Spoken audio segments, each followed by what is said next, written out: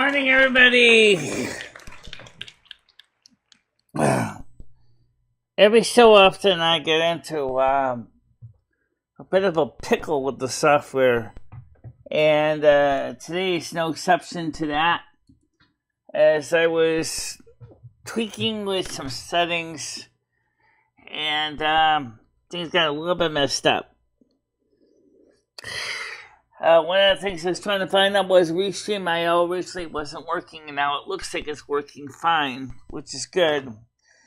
Originally we turned off Restream.io because of some bad people. But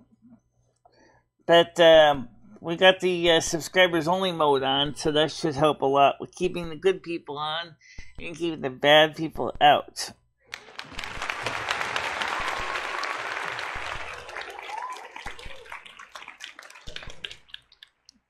Now, I'm going to just check to make sure when I had a quick crash, if I'm actually on the same stream. No, I don't want to end stream, you stupid idiot. Jesus. I almost did end up ending the stream because of a glitch. Alright. So as far as I can tell, we are running. We have 8 watchers, 3 likes already. That's great. That's good news. So all I wanted to ask was, are we still live? And so let's see, are we still live? Let's just check this to make sure. Because at first I thought the software crashed because weak lousy camera connection, and it wasn't. So that's good. So. And I still see people coming on, so that's good. How you doing, Noodles? So how are you feeling today? Let's start with the most basic thing of all. How is everyone feeling today? I'm feeling a little tired. I had an interesting dream this morning, but it isn't really anything that I would call really exciting. Unless you like having a dream. So waking up, the dream of going to sleep in one place and you wake up in another place. This is kind of weird.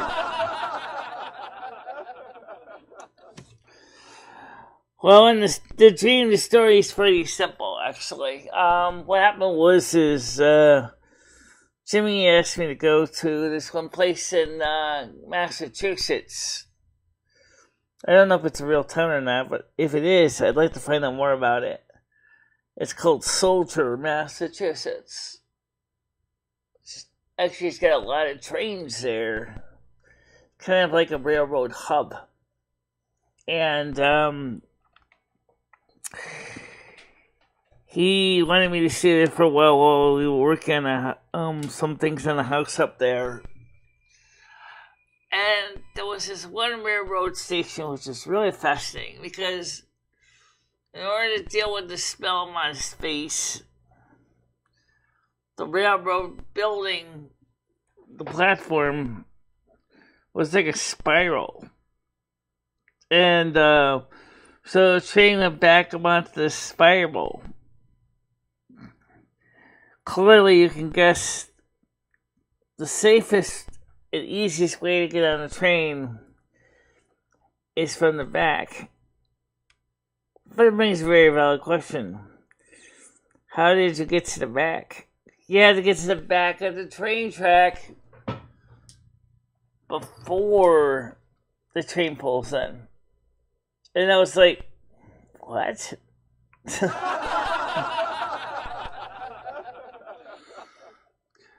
So as I'm standing in the back, hoping to get this train back to Connecticut, I was like, what a strange design.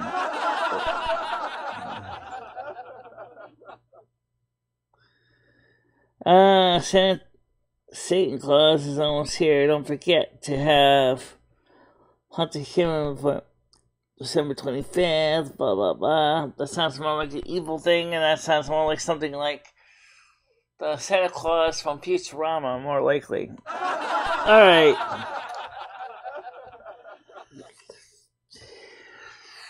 So we still have subscriber mode on right now. I didn't turn it off because yesterday we were doing great until some unsavory people came in and tried to upend the show. Oh yeah! We're not going to let them do that, are we? Oh yeah! You bet.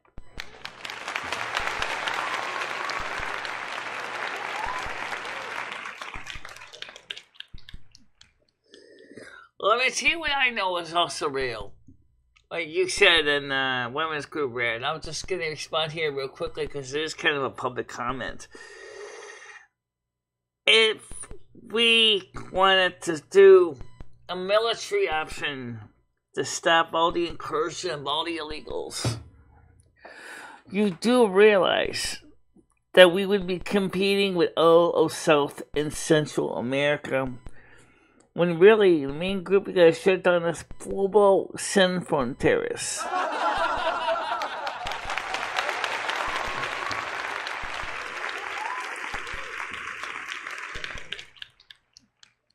Pueblo Sin Fronteras, or People Without Borders, is the organization that has been encouraging these caravans and sponsoring them to come up through Mexico into the United States. If anything is going to be done to stop the incursion of the illegals, it's going to be through Pueblo Sin Fronteras. Pueblo, actually it's pronounced Pueblo. I keep pronouncing my words wrong. Pueblo Sin Fronteras. If you're going to shut anything down, those are the guys to talk to.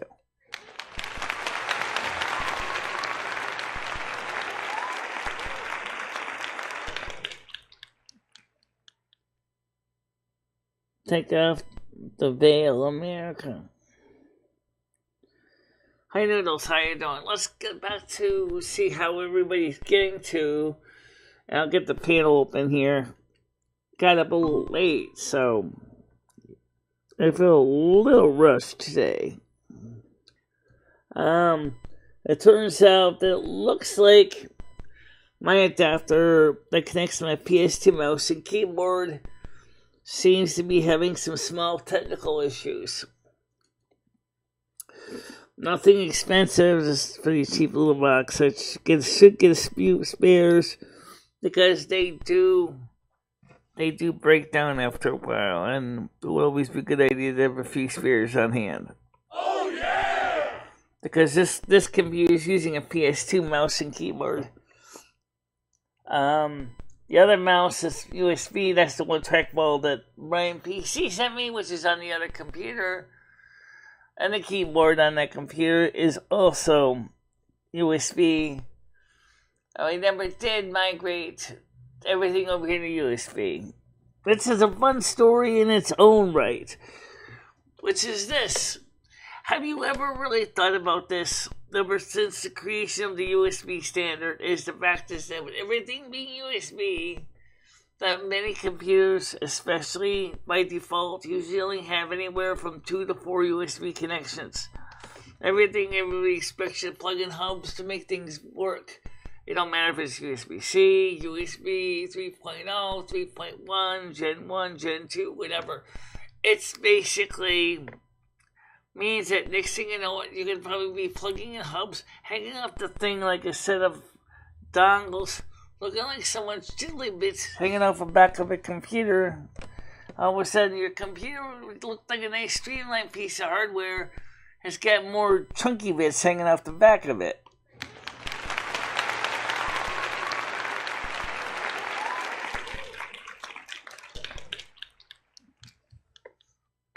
So, I mean, when my USB, PS2 USB adapter this morning was cranky and not working, I was like, oh shit, I'm really going to be able to have a show.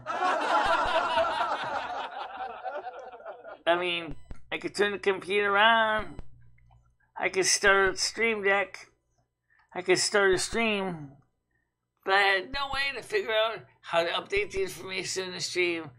Because every time I kept trying to plug it, unplug it, replug the adapter, it wasn't fully initializing, which was absolutely frustrating.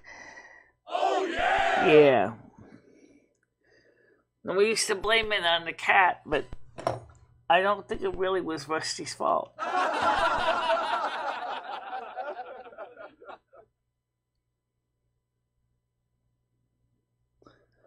Yes.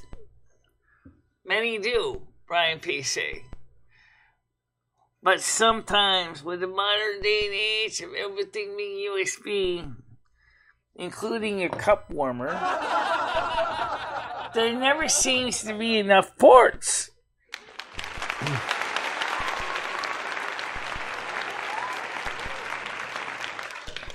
Now, I don't have a USB cup hole warmer, but I've certainly seen them. I've even seen a USB hair dryer. Heaven forbid.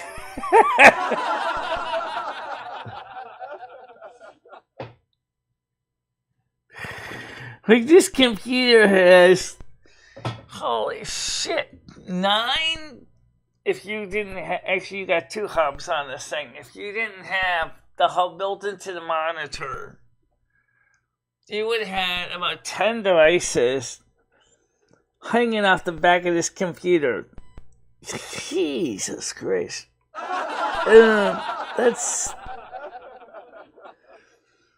I'm surprised his little 4 Mac Mini doesn't go, I'm having just veins.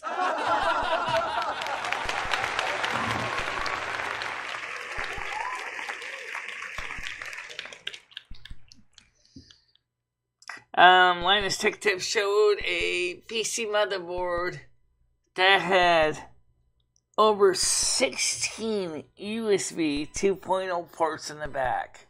Oh yeah! Hold my beer. You should see how many I have in the back of my 2009 Mac Pro.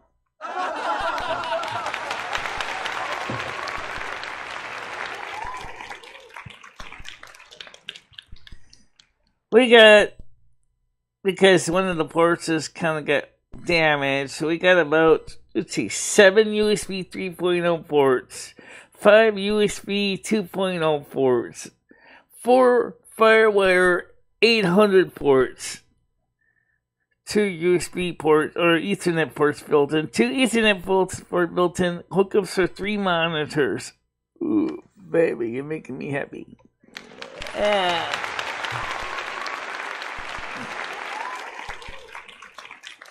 32 gigabytes of RAM and a partridge in a pear tree.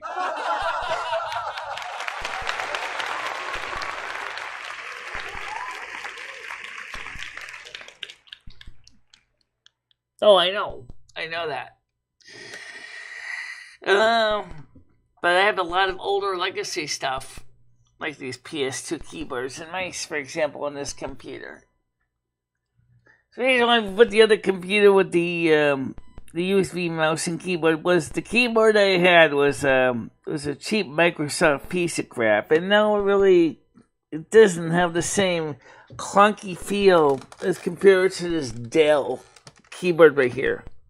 This thing is badass.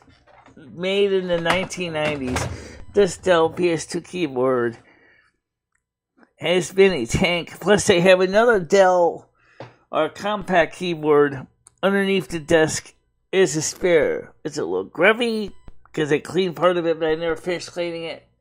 But either way, these 2 keyboards have been solid performers.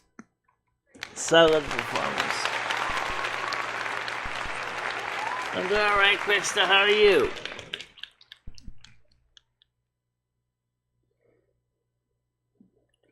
Yes, PS2 to USB adapter. It's the active ones, not the passive ones. The passive ones just pass electrical connections and signals. It's an active PS2 to USB adapter. So in other words, there's a little chip inside that allows you to plug in your keyboard and your mouse into the 2 PS2 ports on one end. Then the chip does the decoding of the logic and sends it onto the USB protocol. And it really has been a part of our computers all the way back to, my God, PS2? Oh my God, it's been all the way back to, how many years ago? At least since 2004. Wow, that's a long time. Oh yeah! These keyboards are from 1995 and they were all like free.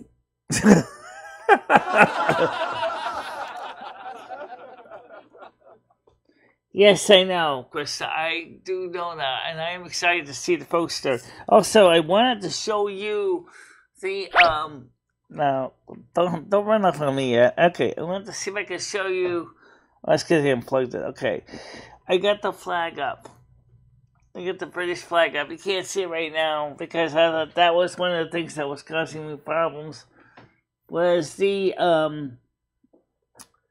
the camera here. Please don't mess that up because I think it always gives signal 11s because there's a loose connection in that camera. I know. So anyway, I do got the British flag up. I did send a picture of it to the group, Tiger Kitty and stuff like that.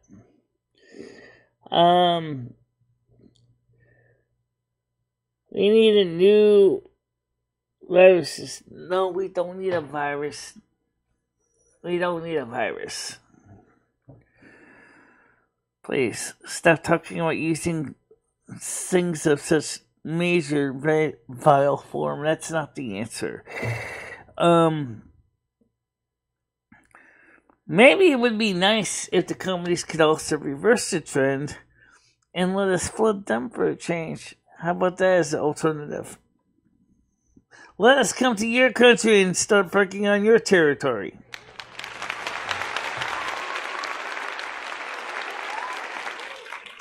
Hey, playable sin fronteras.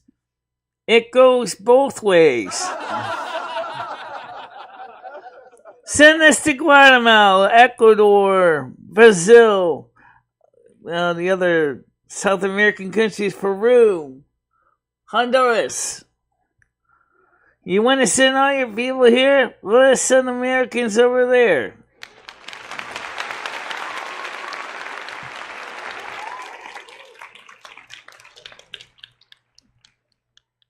Hey, Brain PC. How's it going? Yeah, so this adapters I bought, they're cheap, but they work fine. Usually. We had bought two of them. One of them totally was broken out of the box, and they were so cheap. Michelle was like, it used to work. Yeah, but just by sitting on the shelf, it stopped working. That's the reason why Michelle and I tend to buy duplicates of everything, because if one goes broken, we still have a spare. That's one reason why we want to consider setting up a secondary backup mixer. Because remember, all the problem people were saying of echo all the time. And it's like, okay, then we need another input source, and it's going to be echo less, even if that means plugging in a second mixer and a second microphone and everything else just for the Google Meet panels. Yeah. Like, we really have a lot of space here for two mixers. We don't. The other computer room certainly could use the same mixer, but it turns out the Behringer Q1202 USB doesn't seem to be made anymore, I don't think. On eBay, I see them promoting the Behringer Q1204 USB with sound effects. Yeah, like the ones that we do here on the show. Yeah. Looks like I'm pressing this one. What's it? But I mean, we don't need another mixer to have the same sound effects. We already have them. Actually, I do different room configurations. There's presets. Wonderful. More buttons to press. What's wrong with that? Nothing. Unless you want to get totally confused trying to figure out where everything is.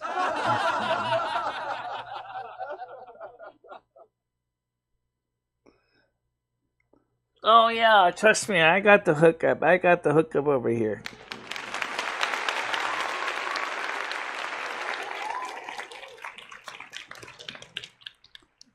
Even my Mac Mini is loaded. I'll tell you what we got on it. We have one free motherboard USB port that is just tied up with the USB or PS2 to USB adapter. Okay? Then we got the first hub. It has 7 devices on it. Well, 6. You unplug 2, so right now 5. Okay, 5. And then we have this USB-C 1, which has got the monitors hooked up to it. Then on USB-C port 2, we have another 4-port hub that has 2 devices plugged into it. Then, on the analog side of the system, because remember the Behringer Q1202 I have is a USB output mixer. We have a sub-mixer, which is the Pile PMX7BU.5, which is the DJ turntable hookup, which has 2 crossing turntables hooked up to it. Then the main mixer here has 2 microphones, 3, because you're wearing one of them. Right, 3 microphones. And it has plugs back into the computer's loopback so they can capture sound from the computer. And then that sends that sound back through an OBS routes it out to all the different places. Whew, just listening about it makes me tired.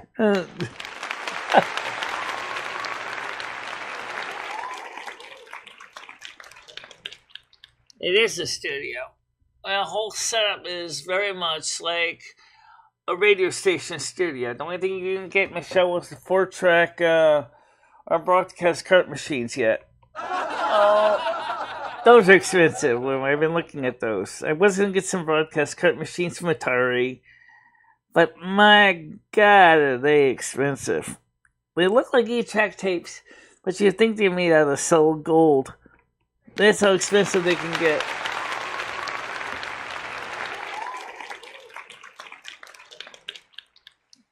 So, I mean, the whole idea is pretty cool in the sense if you had a broadcast cart machine with carts, you could basically have your little jingles on them, slide them into the player, cue them up, jingle starts, jingle done, machine stops, then you go ahead, jump to the next thing. Next thing, when I play a jingle, I press the cue button and it cues it up for the next time. Of course, today we would do that realistically with flashcards. That's fine. But the only thing is with the PMX 7BU.5 is realistically, you really should have a USB drive that is like 256 megabytes each for every single jingle because of the way it works. Not exactly very convenient, but that's the way it best works with that. Or the Behringer Q1204 USB, or is it a Mackie? Because you're looking at so many different mixers in a pile that had the ability to actually select things by track. Yeah, but I don't know if they queue them up, though. I don't know either. We'll have to look some more. Oh, yeah! Yeah, we'll have to look some more. Noodles, listen to me. Michelle channel with 51,000 subs is reviewing your documentary. Awesome. And when they come over, tell them welcome.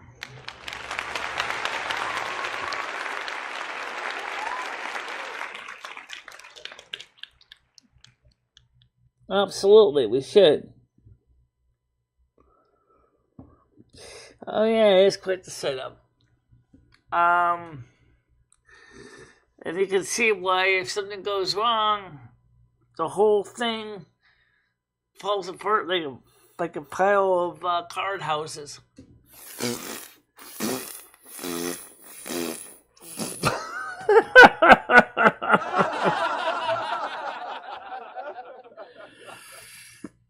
You can't get there from here. You just watch me, lady. We'll get there. I promise you.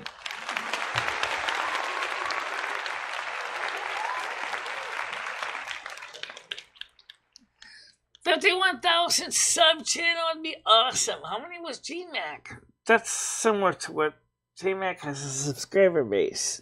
Old Randall says, spend Christmas with your mom and brother. Don't wait for Christmas past to haunt you into regretting all your wasted years.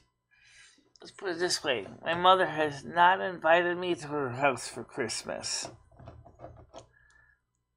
It's in her corner. And if she doesn't invite me, then I can assume that I'm person non grata.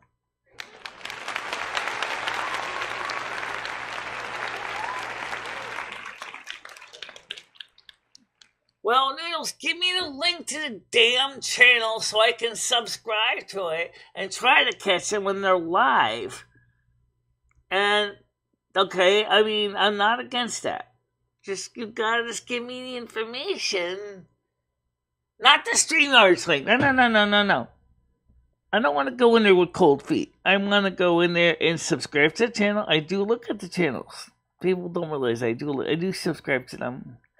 I subscribe to PDX Paranormal. I subscribe to J Mac Oregon, for example. They are in my subscription links. So, this channel here with 51k subs, I need the channel subscription link so I can subscribe to it. You can pass it to me after the show, and I'll get to it. I don't like going in with no awareness of what the channel's about. That doesn't mean that I'm not fun. Given what happened last time with Rick Berry, yeah. That was kind of a shame, actually. Really. Oh, yeah! And of course, Androgyny never had me on her show either. Oh, yeah!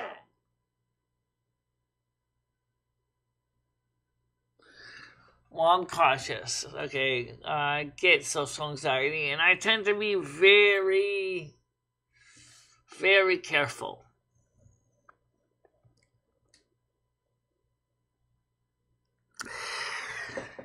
It's not because Michelle doesn't want to be fun. Michelle knows the game. She's been playing it for all of her life. Yeah. Oh, Michelle does like having fun, you guys. And she loves having you guys as part of the audience. And I hate waiting for this thing to tell me if I got my green dollar sign up. Don't worry about it, Michelle. You know the game. Oh, there you go. Yeah, but if I can catch you ahead of time. Hey, YouTube. I haven't seen anything in violations yet. So accept my request for approval. Thank you very much. You know, I don't know. YouTube sometimes does the stupidest crap I've ever seen.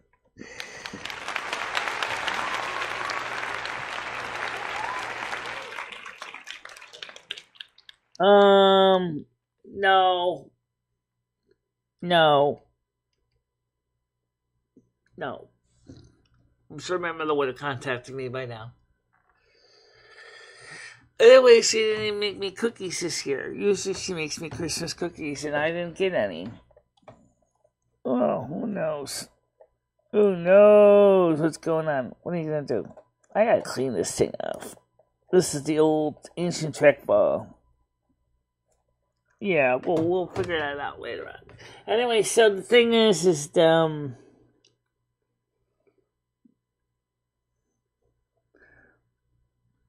let's see, so right now, all of a sudden things just kind of slow down, like we hit a whole bunch of bumps. Yep.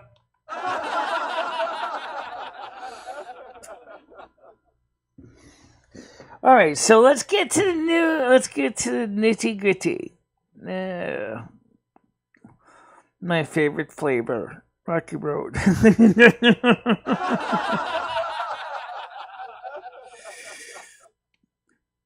Saturday morning we had a morning show, and I'm not sure yet, but I mean maybe we might do a live stream on Kick on Saturday night at 7:00.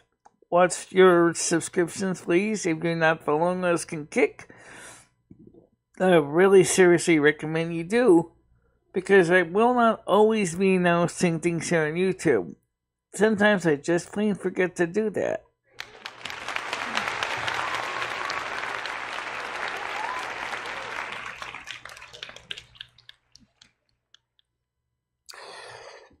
So the first thing is that I'm more likely to probably dress up more like Santa baby than Santa Claus. Santa Baby, played by Jennifer McCarthy. Good movie, by the way. Yeah, the movie was definitely more appropriate for, older kids. Oh, well, it's a good movie, though. All right, go ahead. What's the schedule? What's we get? So Saturday morning, we have the morning show. It's 10 o'clock. Saturday night, we might have a night show on Kick. Watch the Space, like I said. Oh, yeah! Sunday night, we have Silvermoon Radio AM 1610. Oh, yeah! Christmas special. Then, after that, we have the after show about 10 o'clock. That will be a little more exciting with some chats and things like that. Then, of course, Christmas Day, which is Monday, we have the morning show at 10 a.m. Oh, yeah! And then at 7 o'clock at night on Kick, and maybe part of it will be on YouTube, if not the whole thing. Will be on YouTube at 7 o'clock Eastern Time. Oh, yeah!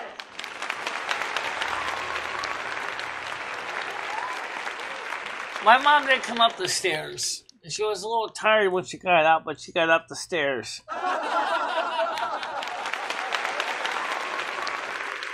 Hi, Mocha. Good morning. How are you doing?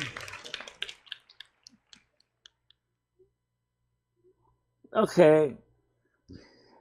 And, Gemini Gem, I hope you're feeling better. Absolutely. I did, but the problem is she didn't even call me back yet. So, I think she's probably visiting her relatives in Norway right now. I know she did mention that. So, Merry Christmas, Grey Cat. Welcome to the show. I haven't seen you in a while.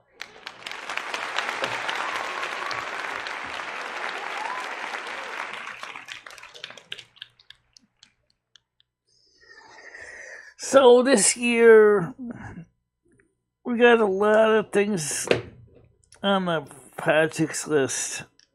First of all, I still would like to get the other Mac in the other bedroom set up similar to this Mac, because everybody complained that the boom mic lacks the boom. There ain't no bump and thump in that mic.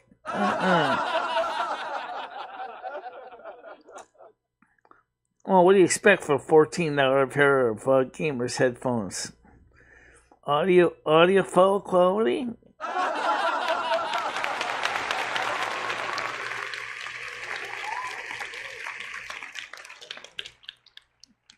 Getting better every day. That's excellent news. I'm glad to hear that, Gemini Gem. And then, that's a major step in the right direction for you. Congratulations.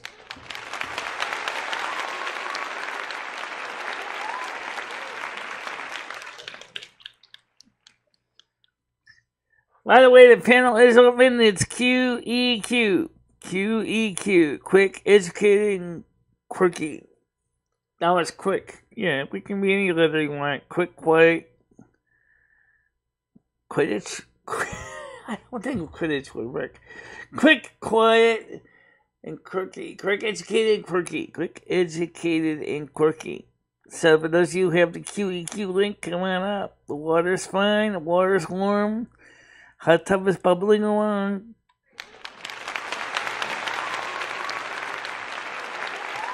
On Kick, before we forget, we'll be using the EJT link, which stands for Everyone Just Talks. Everyone Just Talks. It's a public link. Even Yuck Ranch could probably show up, even though I'm not exactly giving him an invitation, but he has the link too. What are you stuff with my boy?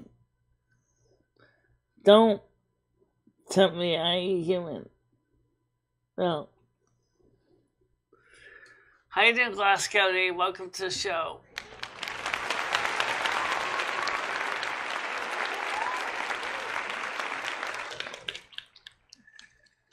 So it looks to me like we have a pretty normal-sized crowd today already, and of course, like I said, we are going to do some fun stuff with some chats and links like that.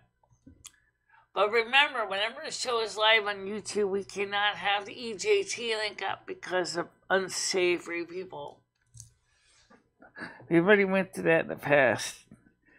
On Kick, there's a little more opportunity to have a good show and not have to deal with that craziness. So that's why after Silvermoon after show on Sunday night at 10 o'clock and maybe Monday Christmas Day show at night at 7 o'clock would be a great time to have open panels. We just don't know what we're going to discuss. We don't know what we never know. We never know how it is. Let's see. It says, how do you have a 32-inch? One flavor. Not bad, Michelle. That's good. I think you might add them together. It doesn't open to 32.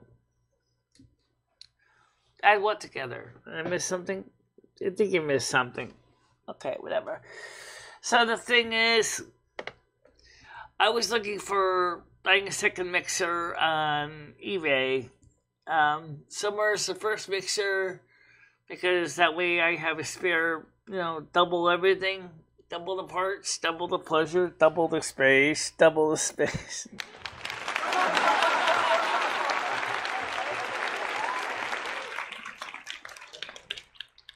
But then we kept talking about the steering wheel for the computer in the other room. Those things can get expensive. Well, they're kind of specialized. But are they really that special? Yeah, kind of. They're kind of special. It's not like you're going to be making very many driving wheels in the game. By Logic Tech probably realize that they probably make quite a few, but there's a lot of things that go inside those wheels to make them act closer to the real thing on a real car or real truck and stuff. Yeah, there is a lot of electronics in them. You're right.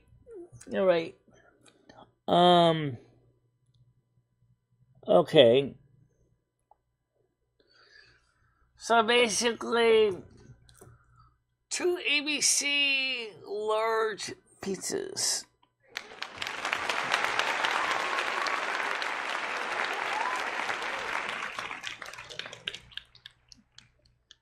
Well, Randall, I actually do listen to some Christmas music, but I haven't watched any Christmas movies.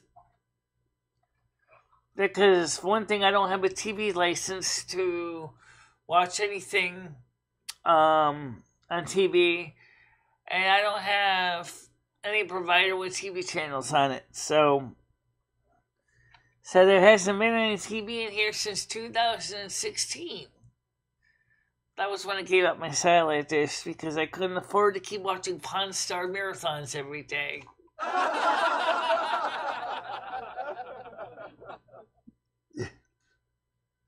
Yeah, I don't know. But like I said, I don't. And then you want to talk about the Grinch? Yeah, you know what? I went ahead and to look into getting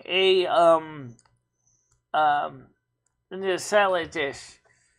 And at the time, this was back earlier this year, this number was like, well, I'll be a $250 deposit. Or it was a former customer. I don't care. You pay the $250 a month or deposit or you don't get squat. Fine, goodbye.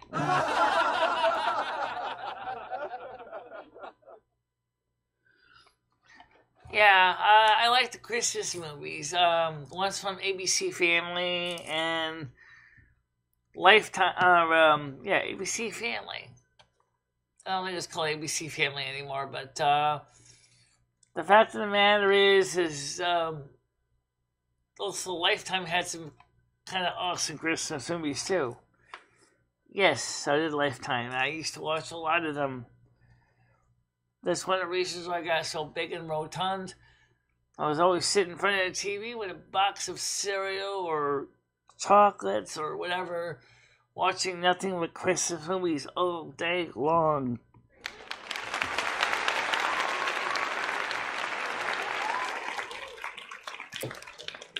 Now I'm internet, which is the main internet connection I'm paying. Actually, Blue Cross Blue Shield pays for it.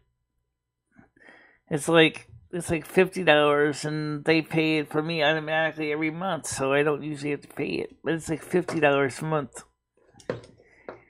and that's actually up to 1.9 megabits per second up, and 24 megabits per second down for DSL. Because Frontier still hasn't brought the ONT to my house yet to start setting us up for fiber. They haven't even shown up to even trench the ditch. They don't even have the fiber optics from the pole to the building yet. And I haven't heard a peep from them. I don't even know when they're going to get it done. Maybe in 2026. Jeez.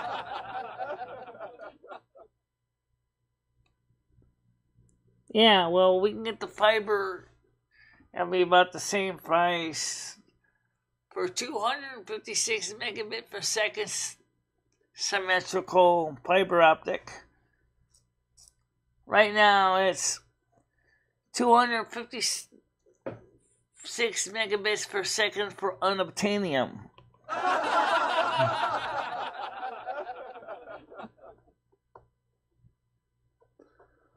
That's okay. I was up here like at them seasons. What does that mean? You need to start listening to me. I'm going to. Maybe forever. You're just. Well, I don't know. I'm not against listening to you, but I'm just saying this instead. I want to try to. I know what I'm aiming for. I know the kind of clientele I'm aiming for. And I know the kind of people we've tried working with in the past that unfortunately brought trouble. But it will go to $80 in 2 years. Right now, it doesn't matter if it goes to $80 in 2 years or not, because right now, it's unobtainium.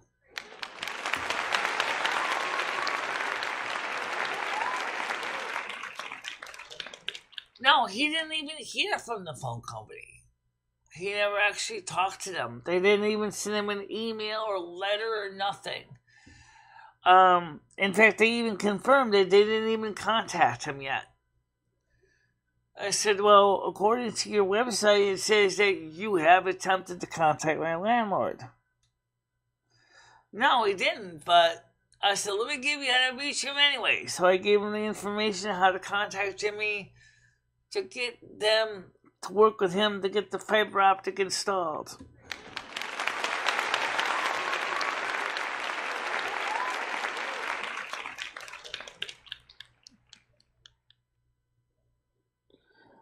Well, no, because he has a licensed HVAC maintainer. He has a licensed HVAC specialist that comes in and checks the boilers and things like that.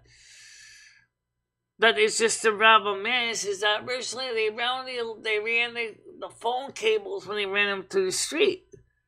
They ran them through the basement to the back of the building. So you have these big fat phone trunks going through the cellar to the back of the building to go to the distribution port. I always thought that was kind of silly, but that's the way that. No, the things in the building are up to code. There's some things, that are not really a big deal. Like the roof was redone a couple times. It's an old building. He's an old man, which is more of a fear for me than anything than the old building. The fact is that, he has health issues. I just hope to God that I just hope he's up to code. I just hope he himself is physically up to code with his doctors. Yeah. Because if he kicks the bucket, it'll be like Bugs Bunny says, hit the road!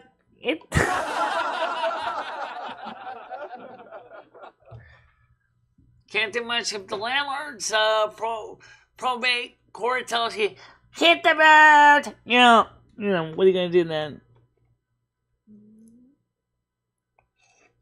Distribution port is in the base. It is downstairs in the basement building where all the phone wires coming out of. Frontier made a mess of that thing. Cables dripping everywhere for phone services. Looks as bad as some telephone poles in Mexico City. Yeah, that's true.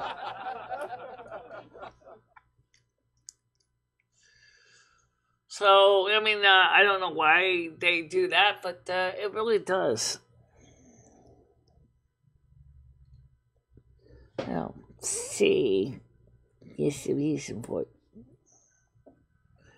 So, what do you think the future is with the, I don't know.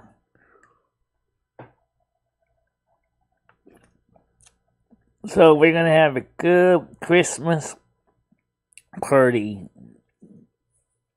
after Silvermoon Radio. So, don't be surprised if on Monday morning, the morning show ends up being late. I'll probably still be working off my hangover.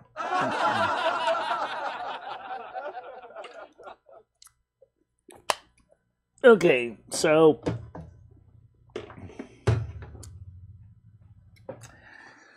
one of the things that bothers me, though, with the situation with, PVA Paranormal said to me one time, she suggested is, after you do your live show, just hide it until it's finally verified so you can get an actual real-world count of how many people are watching the stream. Well, I don't know if that's going to help, because then when I go back to public again, like a lot of people are going to be like forgetting. Or if you made it private, could you go ahead and make it a premiere afterwards? I have no idea. That would be an interesting question. Oh, yeah! If you can make it premiere after live show is over, after YouTube, go ahead, give me a green dollar sign. I don't know how that would work. How you doing? Okay. Windows, I hear you. So buy some hot eggnog down there at Cumbies. I don't know if they have any. I mean, they might. I have no idea if they do or not. I know that Stop and Shop does, but we already went got some stuff for the house for the next week. So don't forget, you got New Year's Eve, New Year's Day coming up as well, which is also on a Sunday and Monday.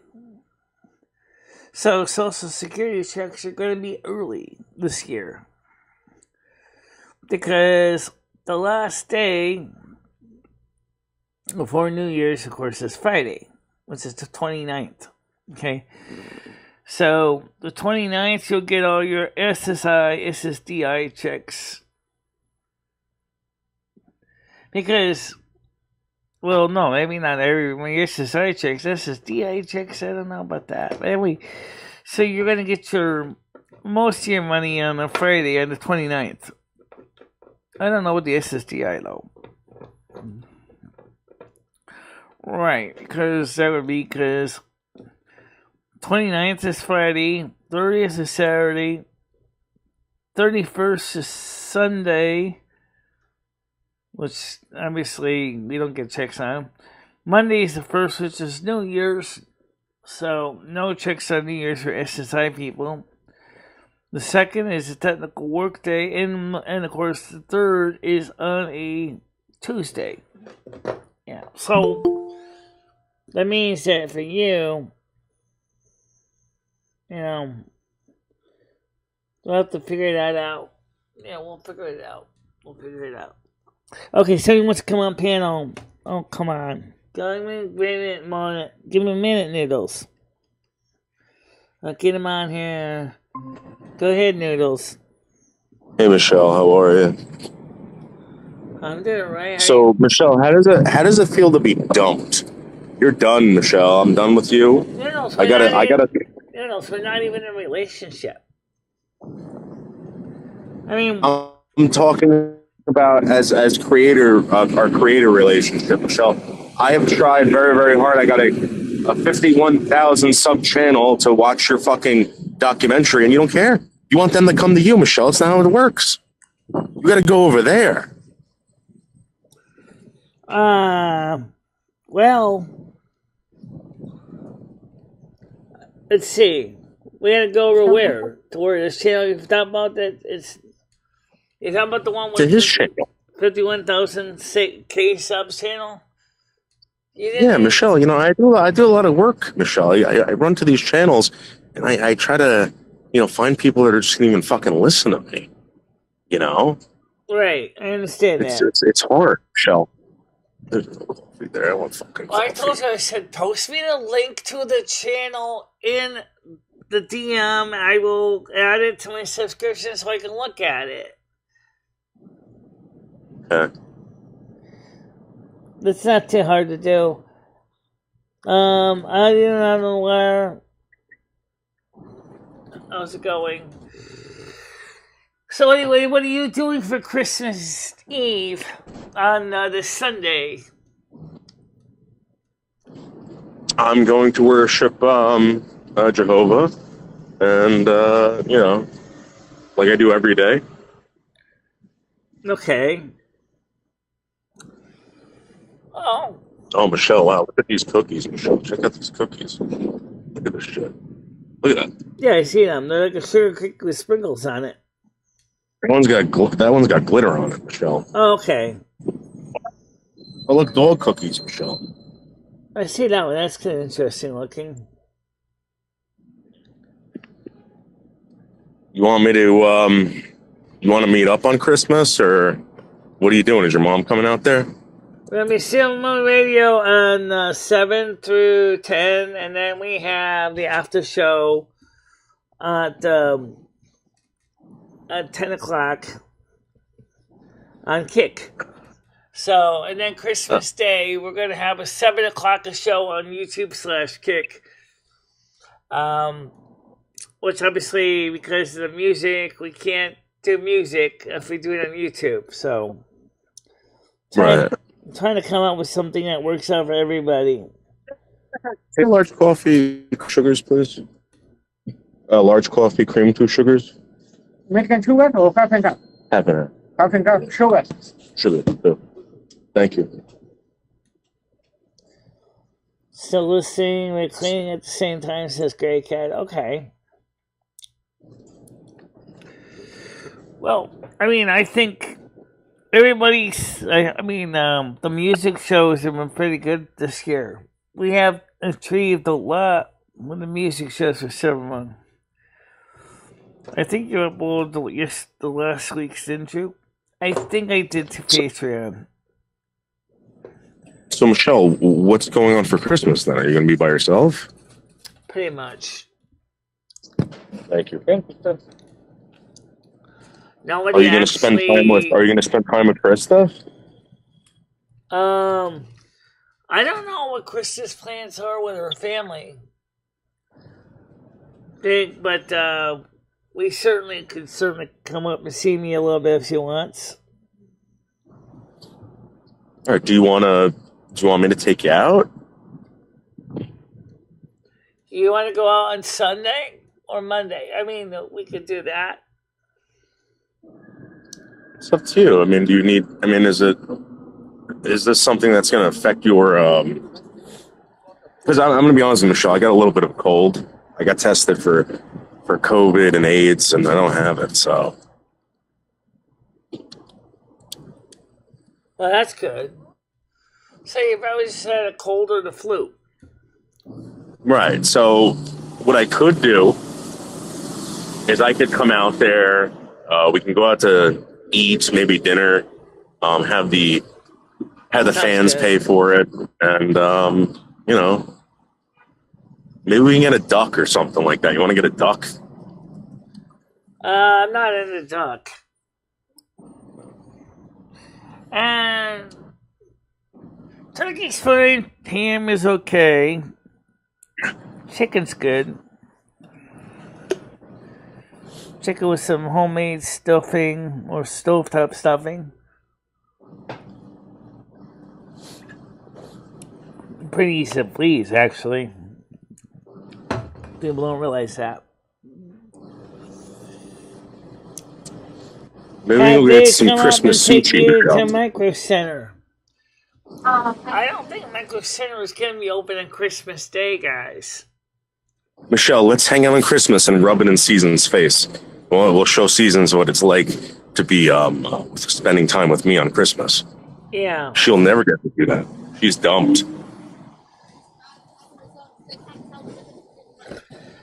Yeah, I mean, but don't forget, though, one thing is, Noodles, is remember, I'm a lot closer to you than Seasons is. That's true. Yeah. And you're less of a pain in my ass, too, to be honest with you. So what's this 51,000 sub channel you're talking about anyway? So it's this guy, right? I reached out to him today. He was on a live stream, and I said, hey, what do you do? And he goes, he makes all of his money and gets all his views off of Italian music, right? Okay. He lives in Philly. And I said, well, what do you like? And he goes, I like movies. I said, oh, okay. Do you like documentaries? And he said, yes. And I told him about your documentary. He started watching. He's like, dude, this is really, really good. And I told him the story about you. I told him that, we know each other and we're constantly, doing this. And he said he's going to reach out to me and probably do a what the fuck do they call it? A review of the movie.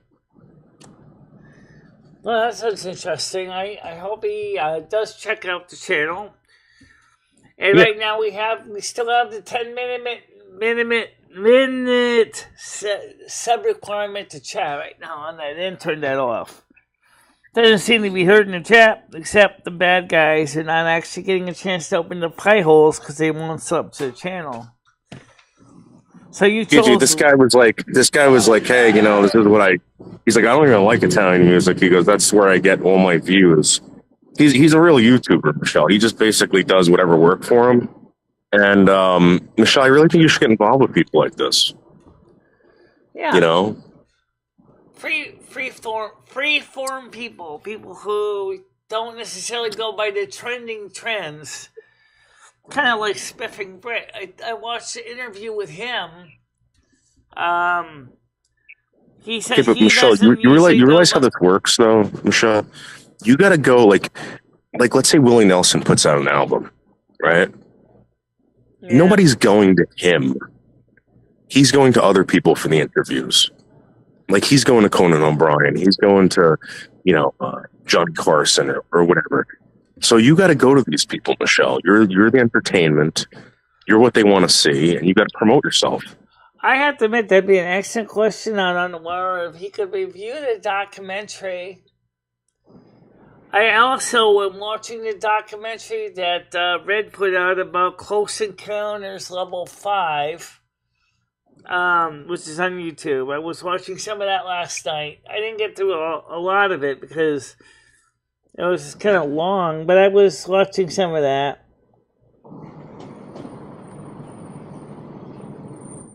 Did I see that he started to release the music? No, but I'm glad to know that he's getting back into the music scene. Yeah, but Out on the Wire, if he reviews it Out on the Wire, she's going to make an appearance over there. She's the one that's like, oh, wow, this is really good, He's not going to go over to Michelle and be like, oh, my God, how did you do that? He's the one with the subs, Michelle.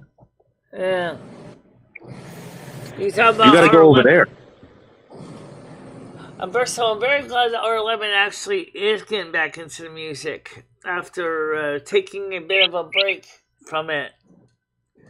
I also heard that he finally found the right lady of his dreams, and he's married now. So that's kind of interesting.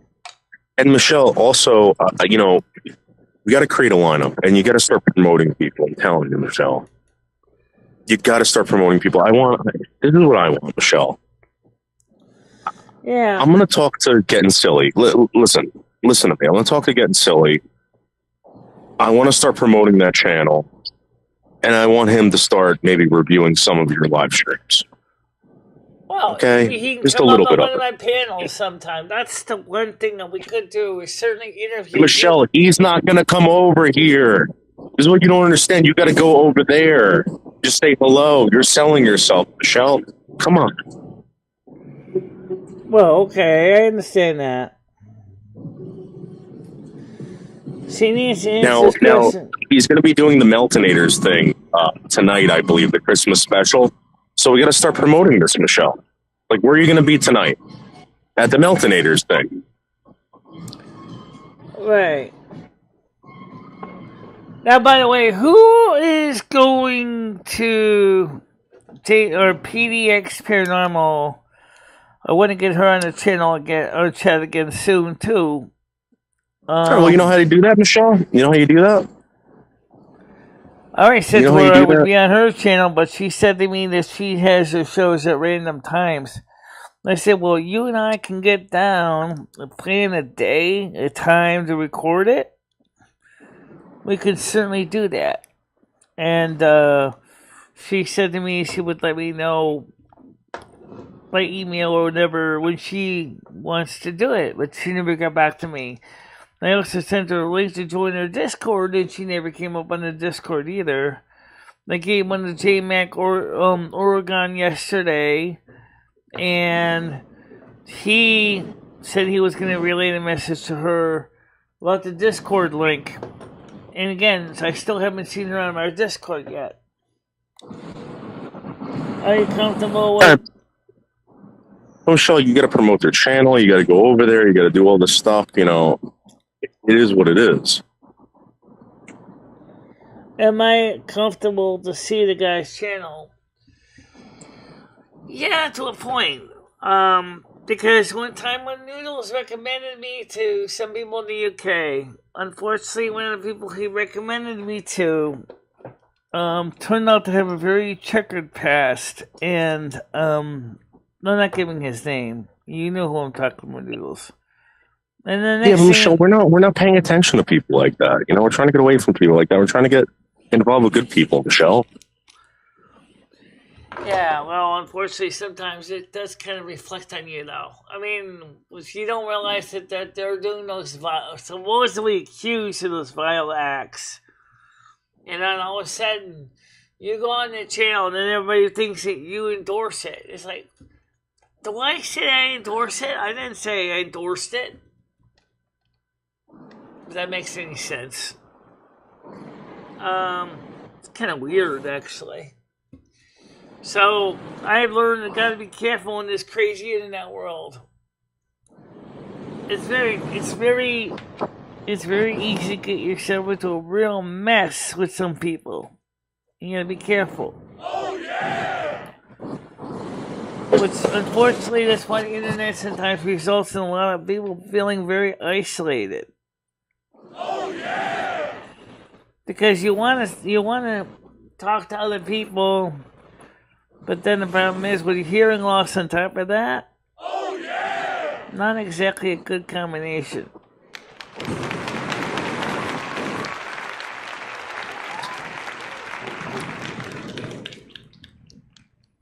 Yeah, I know. We all did try and warn you, but we were made out to be bad guys. I know that.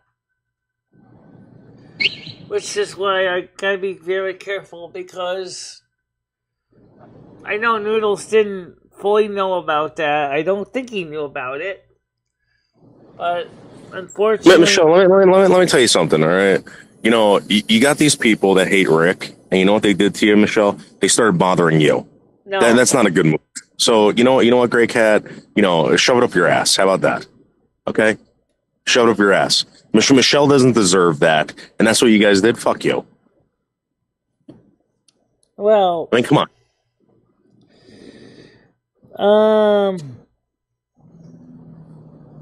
I get that out on the water, but she knows that, so it's up to her, I guess. But I mean, the thing is that ever since that, I realized you gotta be careful on whose channels you start going on to, especially if you're not aware of the backstory of the channel. That's why I've been careful. Okay, but Michelle, here's the thing. You're not gonna know about everybody. No. All right? You're not. That's just the way it is. Yeah, I know that.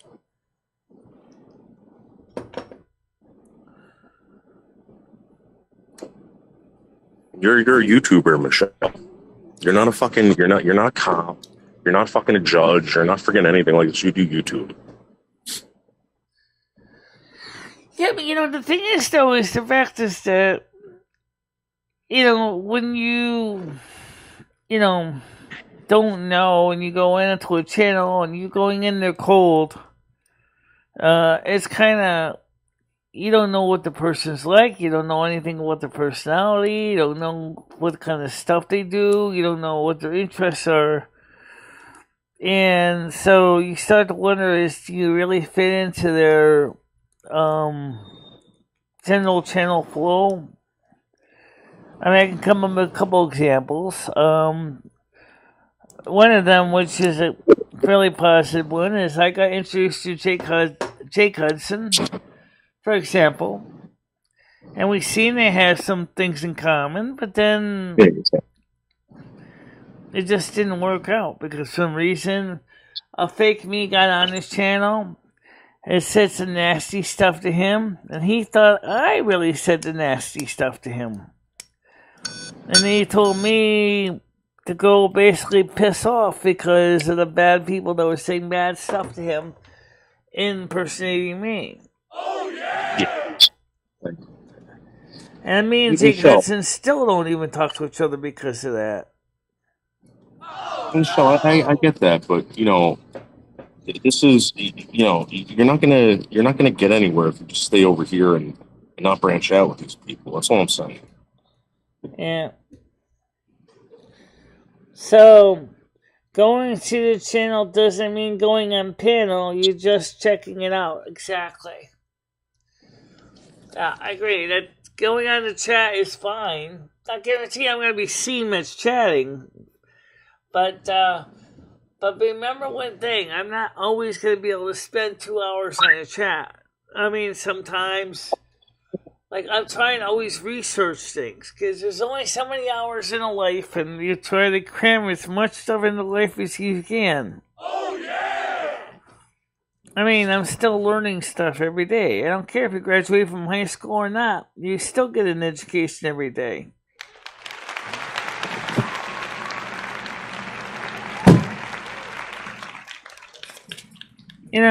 Squeeze the day for everything it's worth, because...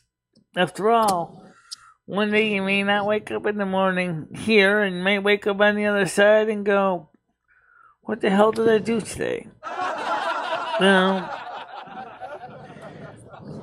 You're dead! Oh, I didn't finish learning about nuclear fusion. Oh.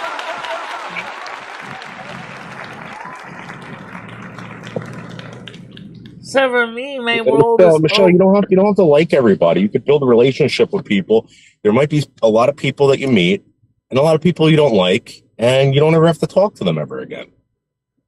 There's nothing wrong with that.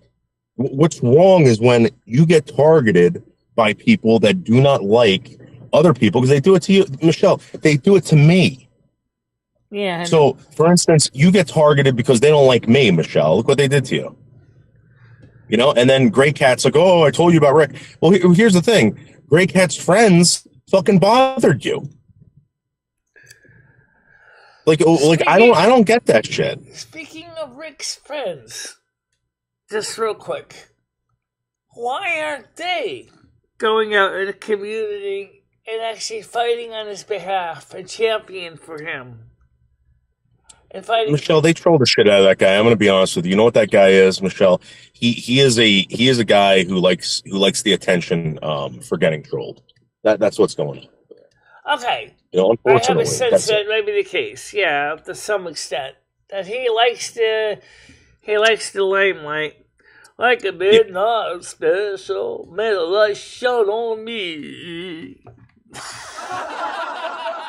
The guy got 5,000 subs, Michelle, off of being hated. You know, so I mean, what is he gonna? It's like the guy who's playing the Italian music. He doesn't like that. He just gets a lot of credit for it, and he's got 51,000 subs because of it. How does he get around the copyright acts with YouTube? Italy doesn't have the DMCA, Michelle. Lucky country. Yeah. And great cat. Don't say what. Your friends did it to me too. Fuck you. Bob says Great Cat did nothing wrong. Yeah, I know Great Cat didn't do anything wrong. But let me tell you something, Grey Cat. You want to complain about these fucking people? Complain about the people that don't like Rick, that attack Michelle or me because they don't like Rick. You don't fucking do that. I didn't say I'm not going to Gemini Jam. I'm just not going on panel over there. At least not right now, anyway. The side chat, I might go. Michelle didn't do anything to these people. I didn't do anything to these people. I know you didn't.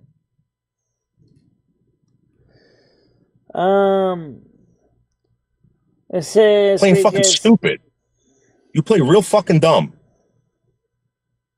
Lex said Michelle can make her own decision. Yeah, absolutely. As I said, you just gotta give me the links. Okay, so then what? So then why is Grey Cat telling you what to do? You know what I mean? Just shut up. Shut the fuck up. Well, I don't know. I mean, but like I said, I'll go over there, check it out. I came over, checked out J-Mac Oregon. I subscribed to his channel. I subscribed to PDX Paranormal's channel. I never said I would never go check out the channel.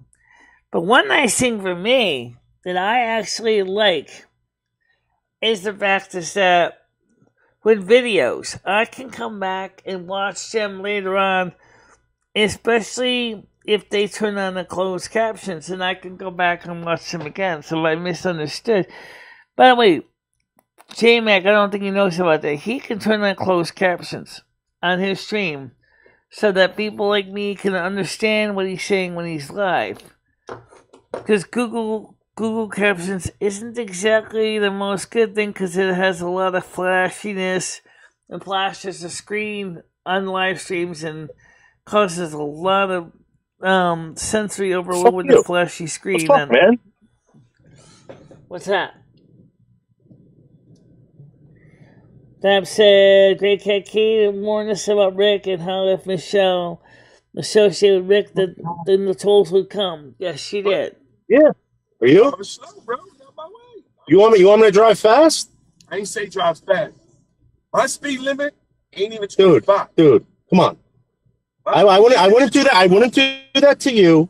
All right? I don't know you. I wouldn't do that to you. Don't do that to me, please. I ain't even doing that to you. I'm talking to you. I'm not even yelling at you. I'm not all right. Michelle, you might like it. I'm subs to I love you. All right. Around 600 channels. So am I.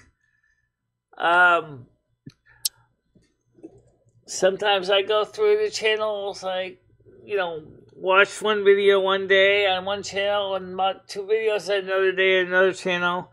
Most of the stuff I watch is about 20 to 30 minutes long. So, did you know that Pablo Escobar was worth $30 billion at his height?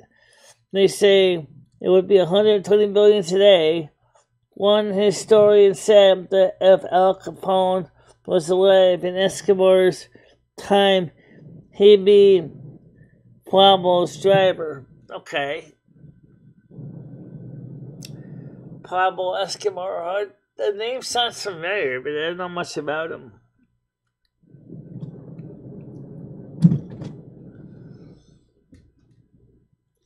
But one of the these people want to fucking blow their horns, and then when I catch up to them at the fucking red light, all of a sudden now they're like, oh, I wasn't doing anything. Bullshit. You're riding my fucking ass, blowing the fucking horn. You talking about the drivers? The game? Yeah, you didn't see that? Yeah, I heard it. I heard you cussing. Motherfucker. That's her cussing at the people in my side chat here. You might like networking some more, as not everyone is like the bad people, and you don't have to be fearful. We're all with you. I will do my best for NPC, but for me, getting over my social anxiety can be very hard. But I am trying to network more, but when my social anxiety often gets in the way. Oh yeah! For me, you gotta come to me slow, because I'm an anxious person, especially with something I don't know. And then when my anxiety gets bad enough because of my Asperger's, the next thing you know, my hearing goes right out the door, and then I can't hear, and then I can't understand, which makes me more anxious and puts me in a positive feedback loop. But it's not the good kind of positive feedback loop. You know what I'm saying? But once I get to know a person, I get to talk to them, drink a couple coffees with them. The Noodles can attest to this from when we first met at ABC Pizza a couple years ago. Right now, me and Noodles are pretty comfortable with each other as friends. Oh yeah!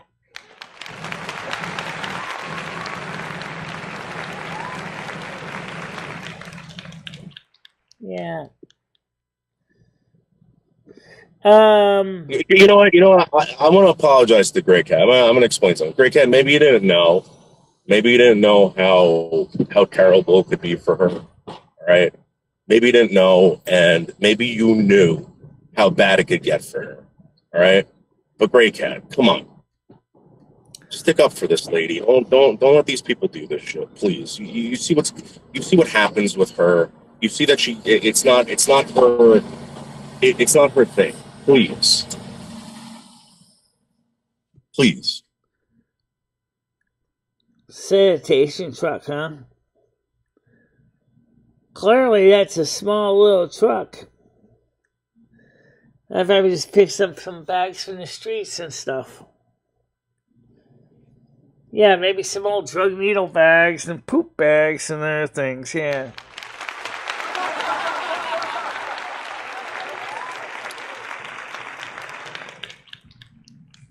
Yeah, but you know what? This is hard for people on YouTube that have Asperger's. I'm going to tell you, sometimes it's a real challenge because we're so afraid, you know.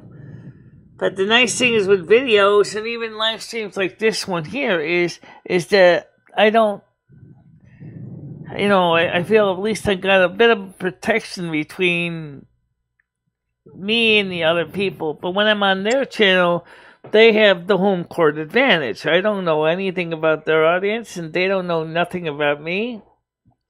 I went into JMax Oregon. I recognized a few of my regulars. They recognized me, no problem. Saw a few people who didn't know me, and the next thing you know, next day I come back home here for the morning show yesterday, and a whole bunch of nasty trolls just came over here. Again, I have no control over who their audience is. I know, Michelle. It's not, Michelle. Unfortunately, people are jerks. They're jerks everywhere.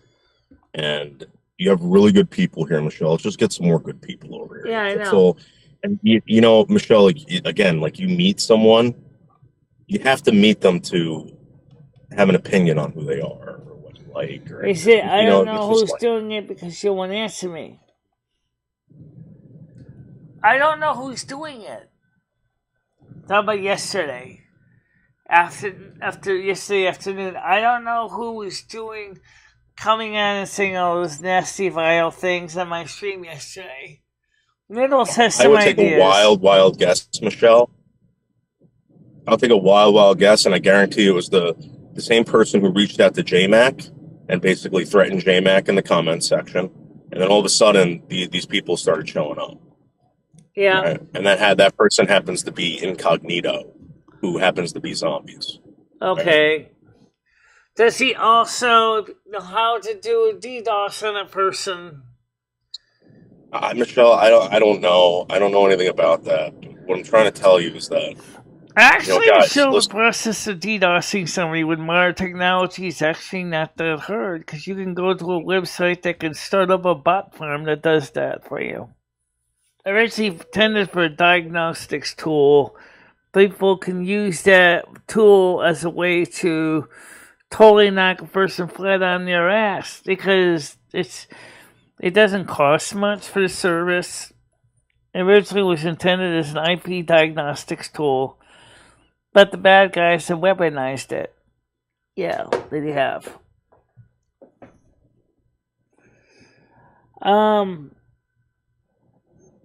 It says, Dimitri said, have Dave come up and open the door in red panties and say, well, Merry Christmas, big boy. Great Cat says, I'm sorry, but I don't know who Zombies is. Great Cat, you don't want to know. This guy's just a big pain in the ass, and he antagonizes. You can find him on the internet. He's on Google. I mean, he's on YouTube. He's a really strange individual.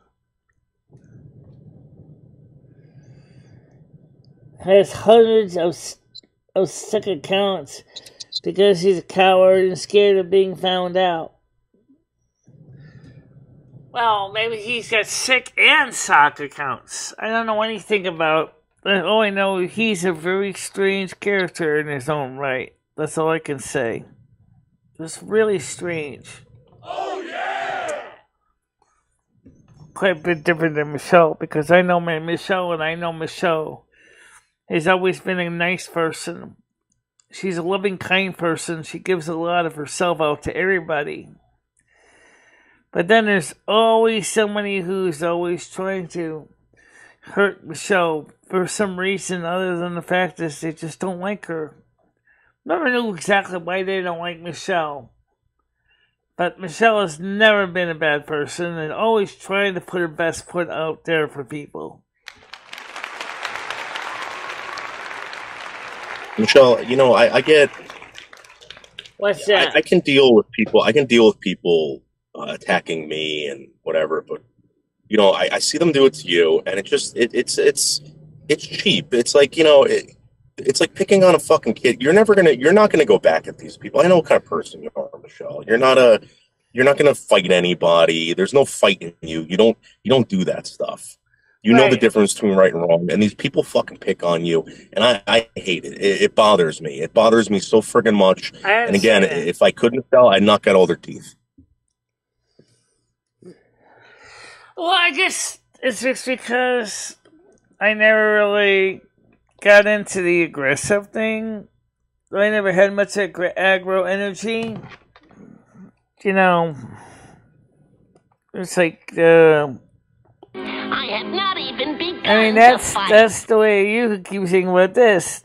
Hit the road. Yeah. Of course, this is something Noodles would say. Oh, you again. Okay, now where's this one? Okay. Of course, this means war. That's something Noodles is saying. Yeah. Is that he's willing to go out and fight for your reputation and decency. Well, Michelle, I can understand if you fucked up and you did something stupid or said something dumb.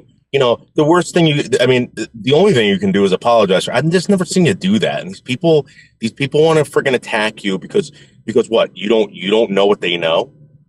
You know what I mean? That's what bothers me. That bothers me. That fucking irks me to no end. How you doing? Okay, PDX. I don't have my phone with me, so I have to check my email on the computer here. Hold on a second here. PDX just sent me an email, so let me go check it out here. Yeah, but I mean, like you said, it's one thing that bothers me. Okay, I see it. Okay, I can't come in your panel. Say it says okay. Well, say can I come on? Absolutely. Let me give you a copy of the link. I misread that. Okay, so let me copy this. So, okay, reply, paste, send. There we go. Just sent the message to PDX Paranormal. On the current link, be aware the panel link is recycled every day, so it's reused every day. Unless it gets found out by the bad ones, and then we change the link. So we still keep the old ones around. So Michelle, do you know what an influencer is? By any chance? yeah, influencer, yeah. Right. Do you know that JMac and PDX had about like 60 something people in their live stream on Wednesday? You know that? Yeah. Okay. Yes, they did. Do you know that they could influence people into maybe coming over here or maybe influencing people to check you out? Right. All right. So when you do a live stream and you talk about PDX and you talk about JMac, you should talk about how much of a great time you had and how great they are as YouTubers, and encourage people to go over there, Michelle, because those people that you have over here will make friends with people over there, right? And they'll want to come over here and hang out with them. It's all about influence and encouragement, Michelle. I'm telling you.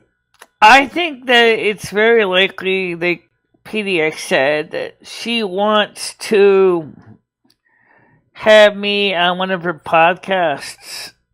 And I think that's going to be very interesting to see if that works out. And maybe JMac would like me to have me on his podcast as well. Right, of course they would, Michelle. But this is the thing: if there's an issue, like I know there's PDX. This is the problem. She's scared that she's going to look like an idiot because she can't understand a word you're saying. All right, that's the problem. All right, can we work around that? Maybe we can, Michelle. But I'm going to tell you something right now. I think that you going up there and just promoting yourself, Michelle, and just being nice will make people want to come over and check you out. That's it. You said something that was interesting. You said she's afraid that she wouldn't understand any word I'm saying. Is that because of hardware problems with her hearing, or is that with conceptualizing all the stuff that we discussed? Okay, I believe that you would have a problem. PDX wants to come up now. Let's get around here. We're going to find the stupid cursor. There it is. Admit 1. Good morning, good afternoon, good evening. How you doing? Hey, Michelle. You got to turn your volume up. It's very soft. Okay, let's do this. Let me get my mic close to my mouth. Can you hear me now? Yeah. Perfect. Okay. See, this is a little loud, so I got to keep the volume lower. Noodles is always loud. Yeah, so anyway, how are you doing today? I'm doing good. I'm sorry I didn't come on your panel last night. By the time I was getting ready to get up there, you were ending your stream. Right. And I understand that right now it's what? It's 9:20. Michelle, can you fix your echo problem? What? What? Echo. Okay, Noodles. I don't know why we're having echo. Oh, did you mute the sound on the? Did you mute the sound on the YouTube channel because it sounds? Yep, I did. Okay. Hold on a minute. I'll be right back, guys. Just give me a second here. Let me see what speaker I'm using. I don't know if this is going to make a difference or not. All right, so we'll go back on there. All right, is that any better? Can you hear me? Okay, can you hear me now? Is that better? Okay. Michelle's I can still hear the echo, but okay, hold on. Let me see if I'm using the right mic. Hold on. I should be. No, I am using the right mic. Is it sounding the sounds coming out of your speakers or something? Oh, I could put a headset in. I'll be right back. Yeah, that's what would help a lot. She was listening to her monitors. And so when I was talking, what was happening is her voice, or my voice. Now, Michelle, this is a guest. Okay, this is your guest. Yeah, I understand. What are you going to ask her? Are you going to ask her certain questions about her show? Are you going to tell her how much you loved her show and how great it was and all this stuff? I mean, that's what you got to do. You know how like Conan O'Brien does it, or anyone else that does. Right, I know that. Okay. Don't get on. Don't start talking about fucking computers and friggin' Right. Well, what it was because that doesn't explain to the audience what was going on. Is when she was listening through the studio monitors, her microphone picked this up and then sent it back to the system a second time. Okay. And that's because she wasn't wearing her headset. And that's the reason why I wear a headset and I don't have desktop speakers, because I would have the exact same problem. No, she's absolutely right. But hold on, I'm trying. Yeah. I'm used to StreamYards, so give me a moment. Well, I mean, with StreamYards, it's kind of the same thing. You get a lot of echo with StreamYards if you are not wearing a headset. I noticed that. People sometimes do not know that. Or, I mean, Noodles. So have you noticed how beautiful PDX is? I mean, do you ever notice that about PDX? How beautiful she is, and how funny she is, and what a great show PDX has. Well, right now she's not on camera right now, but yes, I know she's very pretty.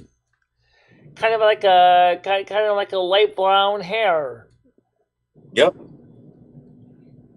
Yeah. All right, so let's get to some of the nitty gritty, because Noodles wants me to ask you a little bit about your show. How did you come up with the? How did you and J-Mac come up with the games that you do on the show?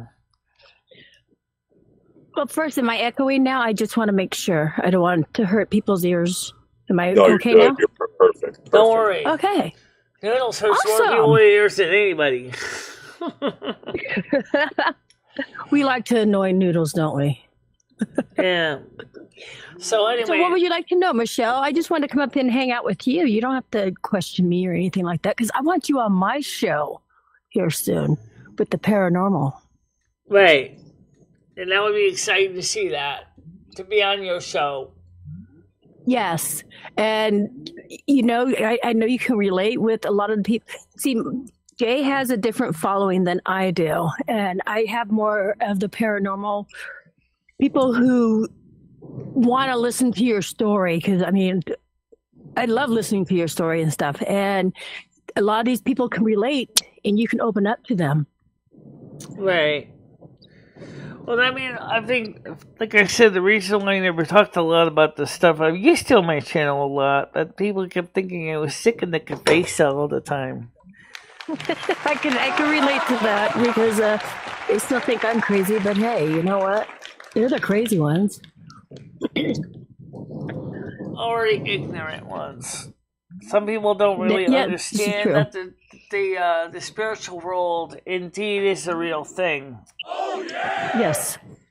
And a lot of people are afraid to open up to that, or, we talked about this before. I believe, everyone has that gift. Everybody's born with that gift. It's whether you choose to remain and keep that gift as you grow older, or you decide, you want to listen to society and say, you know what? Fuck that. People think I'm crazy. I don't have a gift no more. And that's how people are. Children are amazing with their gifts. And I encourage children to open up more with their gifts, but it's parents saying, hey, you can't be talking to the wall. There's nobody there, but that's a lie. They do see people. Right. Well, you even got adults now who say that Christianity is a fairy tale. Christianity is not necessarily a fairy tale. That doesn't mean it's necessarily 100% accurate, the way it's portrayed in the churches. But that doesn't mean that there's no some substance to Christianity either. After all, Right. Christianity is just one faith system. There are many faith systems. Ever Thank you, since Dimitri. Homo habilis, we have always seemed to have an active faith system about what happens after we go. Where do we go? And so, Homo Don't habilis ask was before PDX, Homo how erectus. she got involved with this, Michelle. Like, did she have an encounter? Did she ever, is there a story behind all of this? Why is she devoting so much of her life to the afterlife? All right, so let's talk about that then. That is a good question. Okay. But then some people say, how come, in my case, I'm so involved in the afterlife? So let's talk about how did you get involved with the afterlife? Well,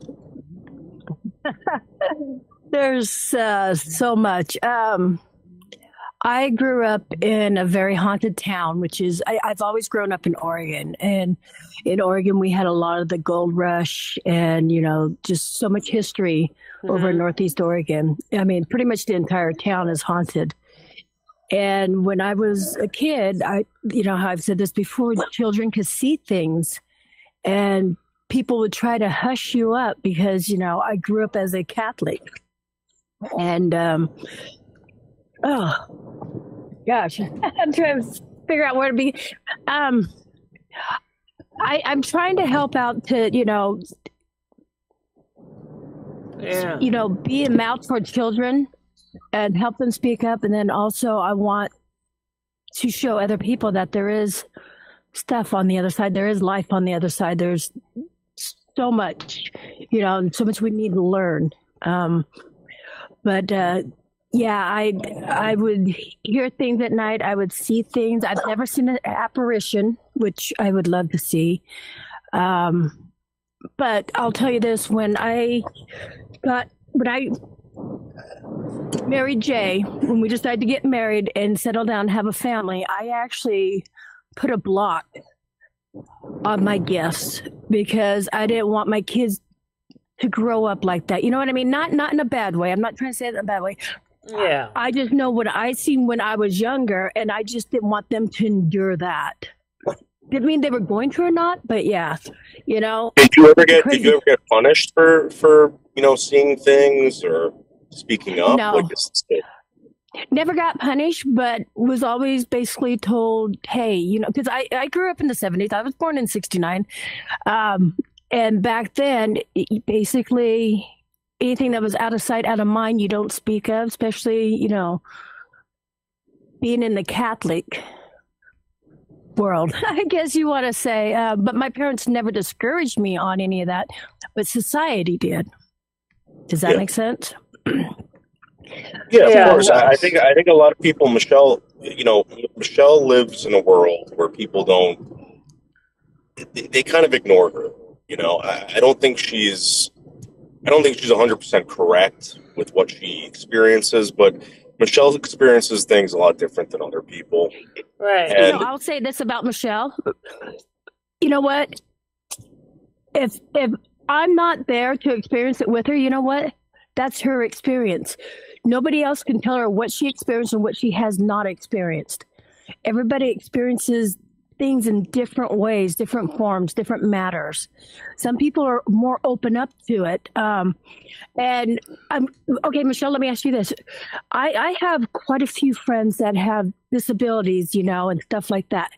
I know they're more susceptible to the spirit world. Are you like that? Are you more susceptible to, probably more so than I am, right? You mean like depression or to, anxiety?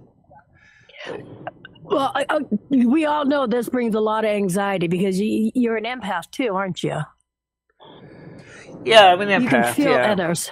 Yes, and it really, I've noticed more people who. And if I'm around people that have a lot of strong feelings, particularly things that are not positive vibes, I can be very scared very quick. Because you start to wonder if they maybe have malevolent thoughts, and you're like, oh God, And Even And if, that's because of perfectly my normal. Asperger's, on top of that, if there's a lot of strong energy, I tend to want to And when you, flee from it. It don't matter if it's happy or sad energy. If it's too much, it can be very it's overwhelming. I can tell you that. yeah, I'm getting to know you for you, so I feel comfortable with you. right. But other people who try to hide, their gifts and whatnot, it becomes overwhelming to me. Because then our anxiety will, somebody who's trying to hide something, that their anxiety gets higher, so that brings out my anxiety. And we kind of clash, but not clash in a bad way. It's just sometimes we can't be together to try to talk because of the anxieties are so high, so overwhelming. Everybody else in the room can feel our anxieties. Right. And I think the So I other get thing that. is, I think the other thing is too, is when you are the person on the spectrum, which includes, because the DSM-5 puts us into a lump with a lot of other different people on autistic spectrum, Yep. is that you already have social anxiety. You already have Yep. things that kind of makes it hard for you to interact with people. And so you're trying, so because you're so afraid to go out there and deal with everything, you tend to turn more inside yourself and look at things on the spiritual level. Like I said, I'm kind of like a Nancy Drew kind of person. Kind of like, or Perry Mason. Like, why do people do this? What are they doing? Right. How are they doing it? When did they do it? You're a thinker. We're Way more than I am, but you are a thinker, yes. Yeah. Have you ever questioned yourself, EDX? Like, do you ever question your sanity, or was there a time where you questioned your sanity, seeing this or hearing this stuff or anything like that? I did. Probably when I was a teenager. I did. Yeah. You and think then you were even opening yourself up to certain things? Like, that's why you hearing this stuff or seeing this stuff? I mean, was it something that you were doing at the time, or? no. As far as I can remember, as it was, I can remember. I didn't even know how old I was, but I've always been able to hear things, not necessarily see things. I could see shadow people. I get touched, but I've always been able to hear. And as I got older, I started questioning: is that really what I'm hearing? So I try to debunk my stuff. Noodles ain't being rude. He's, you know what? This is how are people not supposed to, or how are people So you're supposed to learn saying if you they don't have clear ask? audience. I told you about the thing that happened to me when I was a kid. My parents told me, all right, I saw these three beings in my room with my mother, all right. And to this day, I brought it up a couple years ago to my father, and he laughed at me. And he goes, "Yeah, your mom gave you too much cough syrup or something like that." Yeah. Yeah, you know what I mean? Yeah. So I get it. Like, I listen, I saw that. That was 100% real. I remember it, and it's there in my brain, and it's never leaving. I don't know what the hell it was. No, and stuff like that imprints into your head, in your brain, and your memory like that. I get it. I tend to have a very active life on the astral plane than I do on the physical plane. On the astral plane, because you're free from physical limitations. You can dance, you can sing. You can be a part of a nice dance show, like the equivalent of the Coco Cabana. You can be, building the ultimate house, whatever. And talking to people from the other side, spirits. And I always found that to be a truly enjoyable thing for me. But when I get out there on this physical plane and I try to do something similar like that, it's like either A, no, that's stupid, that don't make any sense, to be saying is, I don't think I can do the same thing because you have limitations. Like, oh, you're legally blind. Oh, you got partial hearing loss. Oh, you got, blah, blah, blah, blah, blah. Wait, So, yeah, on the other side, I'm doing all those things. Hearing loss, your other senses pick up, right? You have more of a. I don't know if that's More of necessarily your- true. You don't think so? I don't think so. No, because I mean, my sense of touch was always good. No, Anyway. well, wait a second, Michelle. You said you felt vibrations before. Yeah, I feel it through the Yes. form. I feel No. my So legs, that's another my sense. feet. Yeah. Yes, touch okay, is so another when- sense. when I It's go just out and really, as I said, investigate- I do have pretty good sense of touch. So if Yes, so that's another sense. yeah. So When for I- it's a very slow tiger. Thank you very much. Walking around like a cripple, but with Christmas coming, I don't want my daughter to miss out. So thank you, God, for pain pills. Like a kitty said, hope you're feeling better. Okay, that's what it was about. Well, I'm glad to know that Gemini Gem is also feeling better too. So, yeah, I mean, as far as the other senses I got, because I think humans have more than 5 senses. The sixth sense is the one that seems to be the least known about. Because So PDX, if she came up on your panel, right? Obviously you'd have people there that were kind of like they're in the know, etc. I mean, are you guys going to be able to maybe answer some questions for Michelle? I mean, Oh, yes. Oh, yes. yeah. So Michelle shares a body with another being, Right, right? two Somebody souls, who's existed. one body. People. Almost like the Yeah, perfectly and, overlaid conjoined twins. So which brings the question, paranormal, can you sense Lumi's spirit? What people don't know, Michelle can teach us. Right, that's true. That's Yeah, I the mean, thing, Michelle, I'm all about Yeah, Michelle, questions. I love asking. Yeah, Michelle, you're bringing something to them, Michelle. That maybe they'd never experienced before. But Michelle. You gotta tell people exactly what happened. Like you came and you woke up one day, Michelle, right? And you now share a body with this Lumi. When exactly did it happen, and why did it happen? Well, I guess one thing recently I never gave up being exposed to the spiritual world is because I felt more in tune with the spiritual world even as a child. Because even as a child I was a loner. So I stayed to myself even as a kid. I didn't really have very many friends in school. I never got into the social things in school. I just tended to stay to myself. So for me, being close to Mother God, Father God, Jesus, the angels, is as natural to me as going to, a birthday party with a bunch of friends. Right, but Michelle, you want to tell your experience, Michelle. What did you have? Like, when did this happen to you, Michelle? How did it happen? Why did it happen? Why did Lumi pick you? And why all of a sudden this one day? Well, let's try to start as simple as we can. It's always been a thing for me. Even when I first opened my life and gained sentience as a 3-year-old, or whenever you start to develop sentience of your existence, which typically is anywhere from 1 to 2 years old, you start to become more sentient.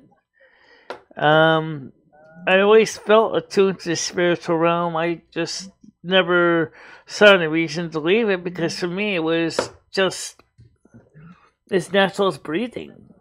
As far as Lumi, everybody on the other side usually has somebody that they take care of, that they're asked by the original person when they wrote the life chart to keep an eye on them, spell them at the will, if you will, make sure that they're doing the right thing. And Lumi and I, apparently, before I came to this earth, had already planned this together to be a life chart that we would one day be conjoined in the same body. Because this body was designed for 2 people from the very beginning. That's one of the reasons why it's PDX, so have you ever heard large. anything like this before? Is this like something new to you, or? kind of, sort of, but you know what? Michelle's story is more amazing. Other people don't go into depth about it. And I started watching some of her documentary and everything. And, you know, a lot of people, I can probably guarantee a lot of people have not heard about this. Michelle knows a lot more things than she's like more in tune with so much more than I guess I would say I am, because I'm not a professional. I never claimed to be a professional, you know, and I'm on a learning basis every single day. And Michelle So this is like the first time. This is like the first time you've ever come in contact with anything like this, right? To be honest, yeah, where I'm paying more attention. Does that make sense? Because this is the thing. You know, when people try to have me explain Michelle, I tell them what's up. They don't get it. Like, No. so I think that there's a very, very small amount of people on planet Earth that have ever experienced what Michelle has experienced. And, you know, just kind of wondering if you've ever talked to anyone like this before. No, Well, I 'cause a can lot of certainly, people I just can don't certainly open understand. up like this. That's the thing, you know. And Michelle has a huge story to tell people. You know, it's not a story; it's her life, and people need to hear her. You know, but most people don't open up like Michelle does. I think that the one reason why so many people have a hard time understanding the way things are with me and Lemmy, for example, is you do not hear of two souls sharing one body.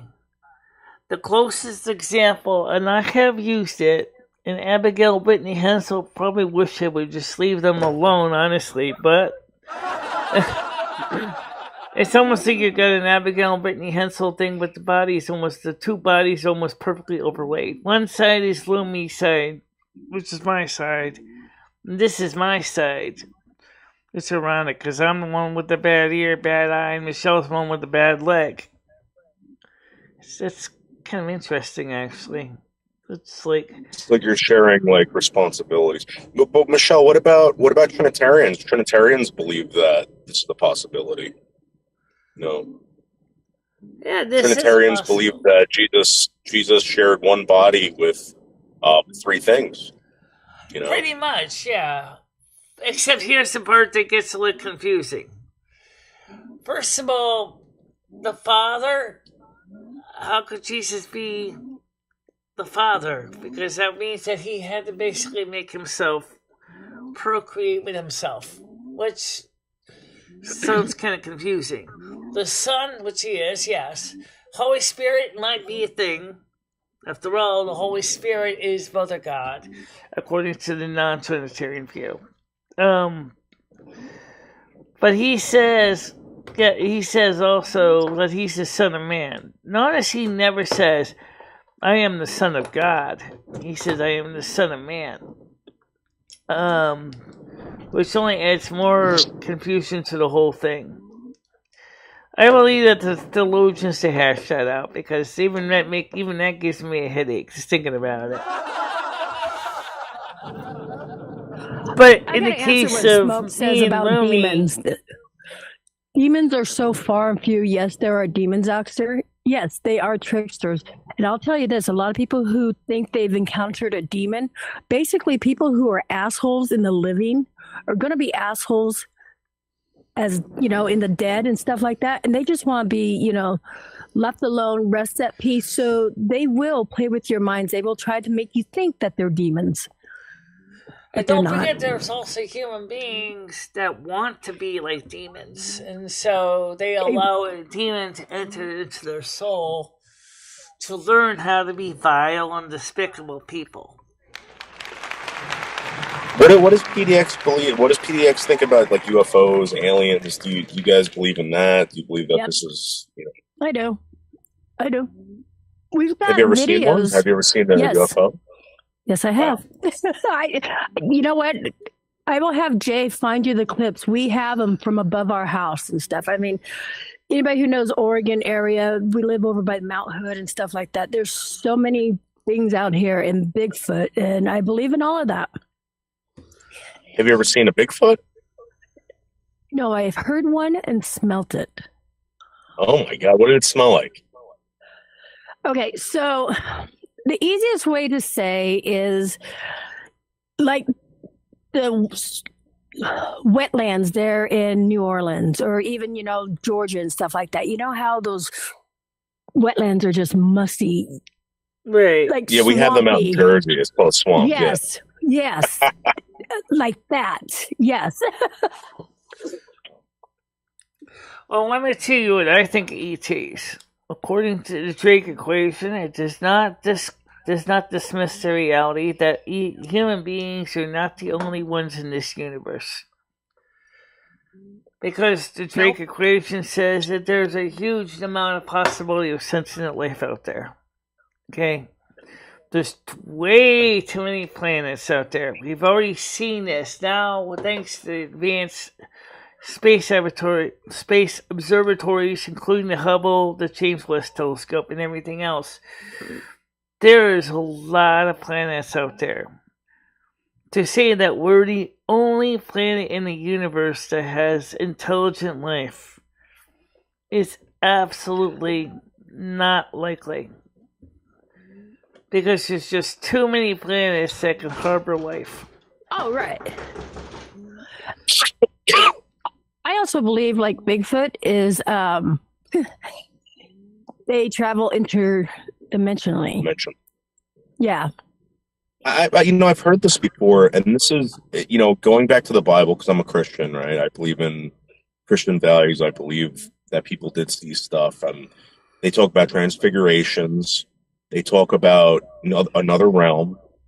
Satan was cast out and sent to Earth, like locked out, like he can't get back in. And the way it's kind of described is, there's another dimension. And outside that, he was cast out into this one, and this is what he rules. So, is it possible that there are multiple ones? And there was a guy. If you look up on YouTube, there's a guy. It's the smartest man in the world. He was he becomes a farmer, right? He has I forgot what his IQ is, and they ask him, "Do you believe in God?" And he goes, "Yeah." And they said, "Why?" And he said, "Well, in the universe, right? There's so many Someone knocked on possibilities." my door. And Hold on a minute. Keep going, guys. I think it's Stan. I think I'm not sure yet. Okay. And the fact that if you can think about it, it's got to exist somewhere. It's got to. I just hope this is Stan. Hello? Right here. Okay, come on in, Stan, over here. Time I knock on this door, you open the other door. I go to the other door, you open this door. How you doing? I'm doing good. How you doing? I'm doing right. Right now we're still live. Okay. You can see I finally got my British flag up. Let me see. Well, it's a little bit wider than the wall, but You know where I would put it if I were you? what? I would put it on that window there. Over by the window? Yeah, because you have the background set up where you're showing the Christmas tree. Just have the flag covering that window, the long way down, Anyway, I got you some stuff here for Christmas. Here's for you. Okay, thank you. Here's for any guests you might have this Christmas. Thank you very much. Here you go, buddy. And last but not least, Okay, thank you. a signed photograph from your Put this Miranda, in the refrigerator. Carmen Miranda.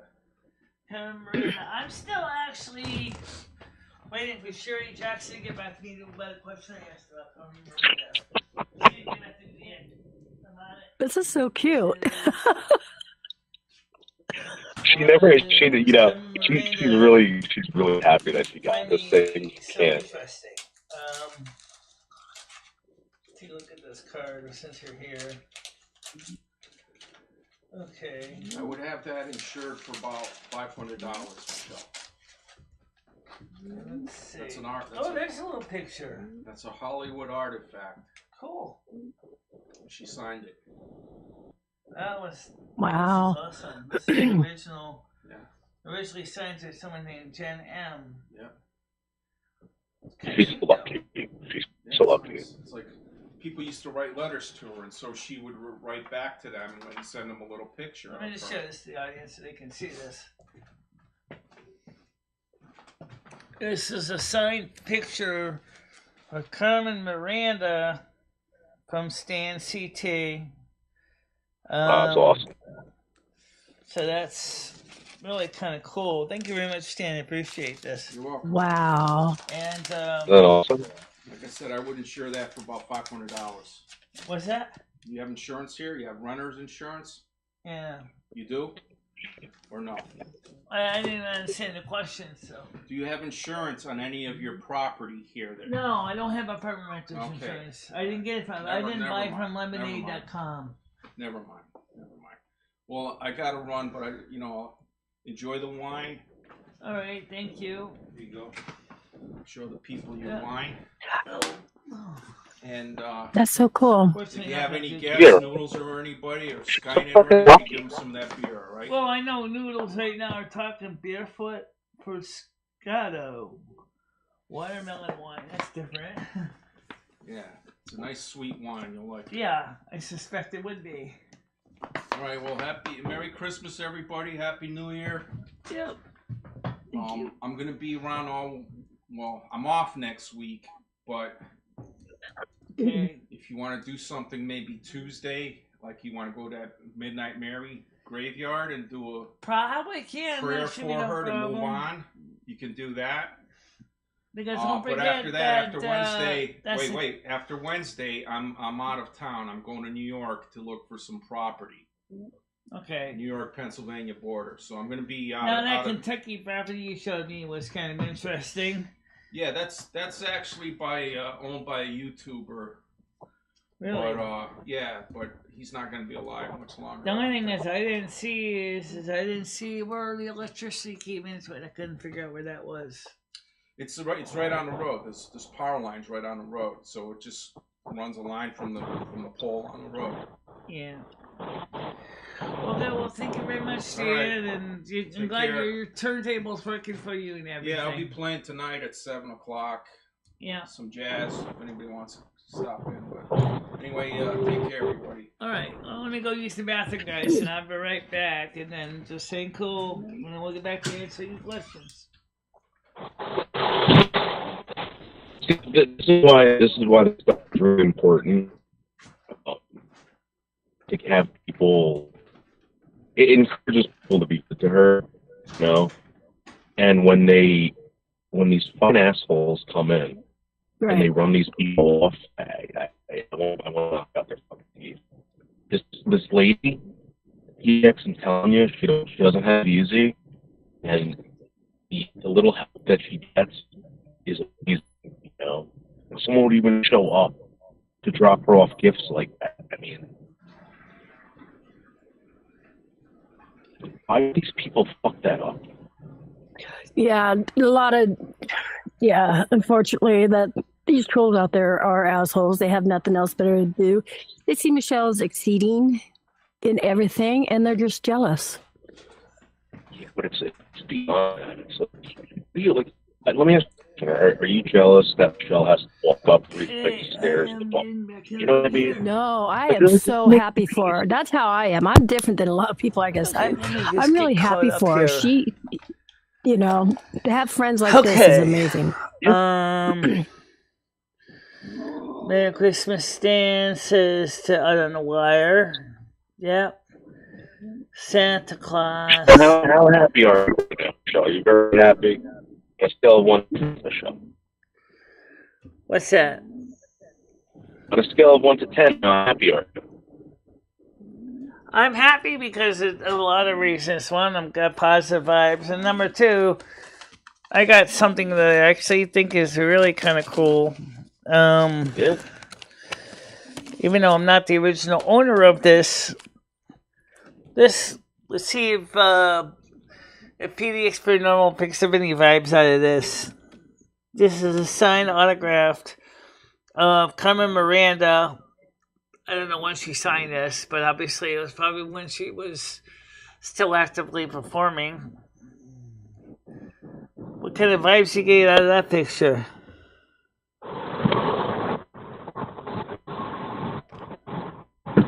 Very, very lucky. Very, very lucky you got like stand in your life. You got That is the ass so up here, cool. and that red will never ever come through. Yeah. And That's that red so will never cool. come over. What does that mean? Let's say it's not a joke, Tiger. We got celebrating all wrong. The only way Santa's coming is if you sacrifice. No, he's not. He doesn't require that. The spirit of Saint Nicholas, originally an archbishop in the Eastern Orthodox faith, was a man that truly, similar to the way we see Santa Claus in the Western world today, was a man that truly loved children, and he wanted to give the people the best he could give them. And he used the kids would put their little shoes out, and he would put little toys and trinkets in their shoes.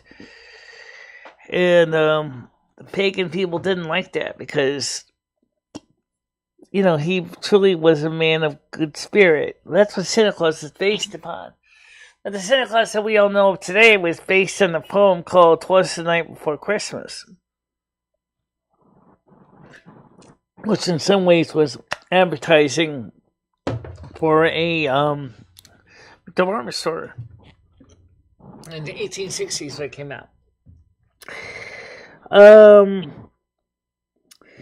So anyway, so the question is PDX. When you look at the fact is that I'm involved in the spiritual realm with some very interesting people.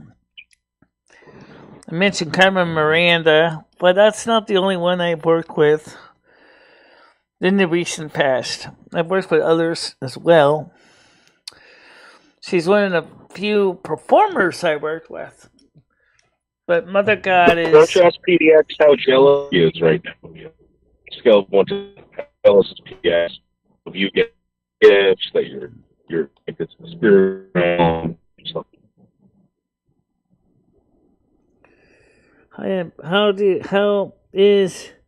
How jail is White Scalp wanted to tell us? How jealous is PDX right now? How jealous on a scale of 1 to 10? PDX, how jealous are you right now of Michelle? I'm not jealous. I am so happy for her. Like, seriously, that is amazing. Yeah, right? That's awesome. First of all, I don't see why anybody would really be jealous of anybody. Because you're exceeding, Michelle, and a lot of people can't seem to do that in their own life right now. Right. You know, well, I can say, you know, I have empathy. I have empathy for those people that have tried and failed. I understand the frustration of what they're trying to make their lives better, and then they keep messing up for a variety of reasons. But the ones at least that are putting their best foot forward, I have a lot more empathy for versus the ones that do nothing at all. You know, there are people that you can give suggestions to, and they're just like not going to do anything with it to make their lives better. Maybe because something they were taught or whatever. Usually come up with excuses like, oh, it's too hard. Yep. I can't do that. Whatever reasons. A lot of people have a lot of negative self-thought. And that makes it harder. But I understand that those people really deep down want to be good people.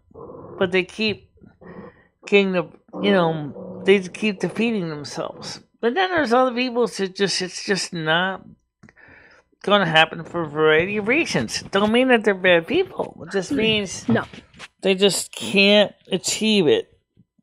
It's not because they don't want to. If you know what I'm saying. You know, and I've seen people like the worst of the worst have turned their whole life around. You know, so people can change, and I do believe in that wholeheartedly. I believe there are people in this world that sometimes remember the old saying, when one door closes, God always open a window. So the opportunity to change might exist. You just gotta be willing to take that change if that's what's needed. And because that involves making a conscious change, a lot of people, which I said, especially those who don't believe in the spiritual realm, are definitely not likely to do that. But then you ask those questions to these people, like, how did you get involved in this stuff in the first place? And they're like, I don't know. I've always liked doing whatever it is they're doing. And I always saw myself doing that, and which means they can't explain why they do what they do, if that makes any sense. It makes a lot of sense. But haters. Yeah. And I think there's a reason why you do what you do on this earth, in some cases, in fact, more often than that, in many cases, is because you added that to your life chart before you came here. And for me, it's always been communication and education, because the fact of the matter is on the other side, I'm a teacher. I'm a teacher on the other side. That's what I do. I teach in the educational sector on the other side. So it makes sense that I'd be doing educational teaching on this side, because I'm already doing that on the other side. So when I go home, I will probably be going back teaching classes again, because that's what I like doing, you know. And I mean, sure, I could have probably been teaching high school or college courses here on this earth, but that's not what God wanted me to be. He wanted me to be able to be more of to teach things that you can't learn in formal schools of study. Very true. I agree with you on that. Yeah. Please give back my branch so I can see what they are talking about. What do you mean? So what he's talking about is, okay, so there is a new feature. So you can, only mods can do this. If you click on where the three dots are at on somebody's name, and the top thing will say channel activity, and you click on channel activity, you can see stuff they've said and everything. I mean, different days. It's amazing. So it's going to help cut back on the trolls and stuff like that.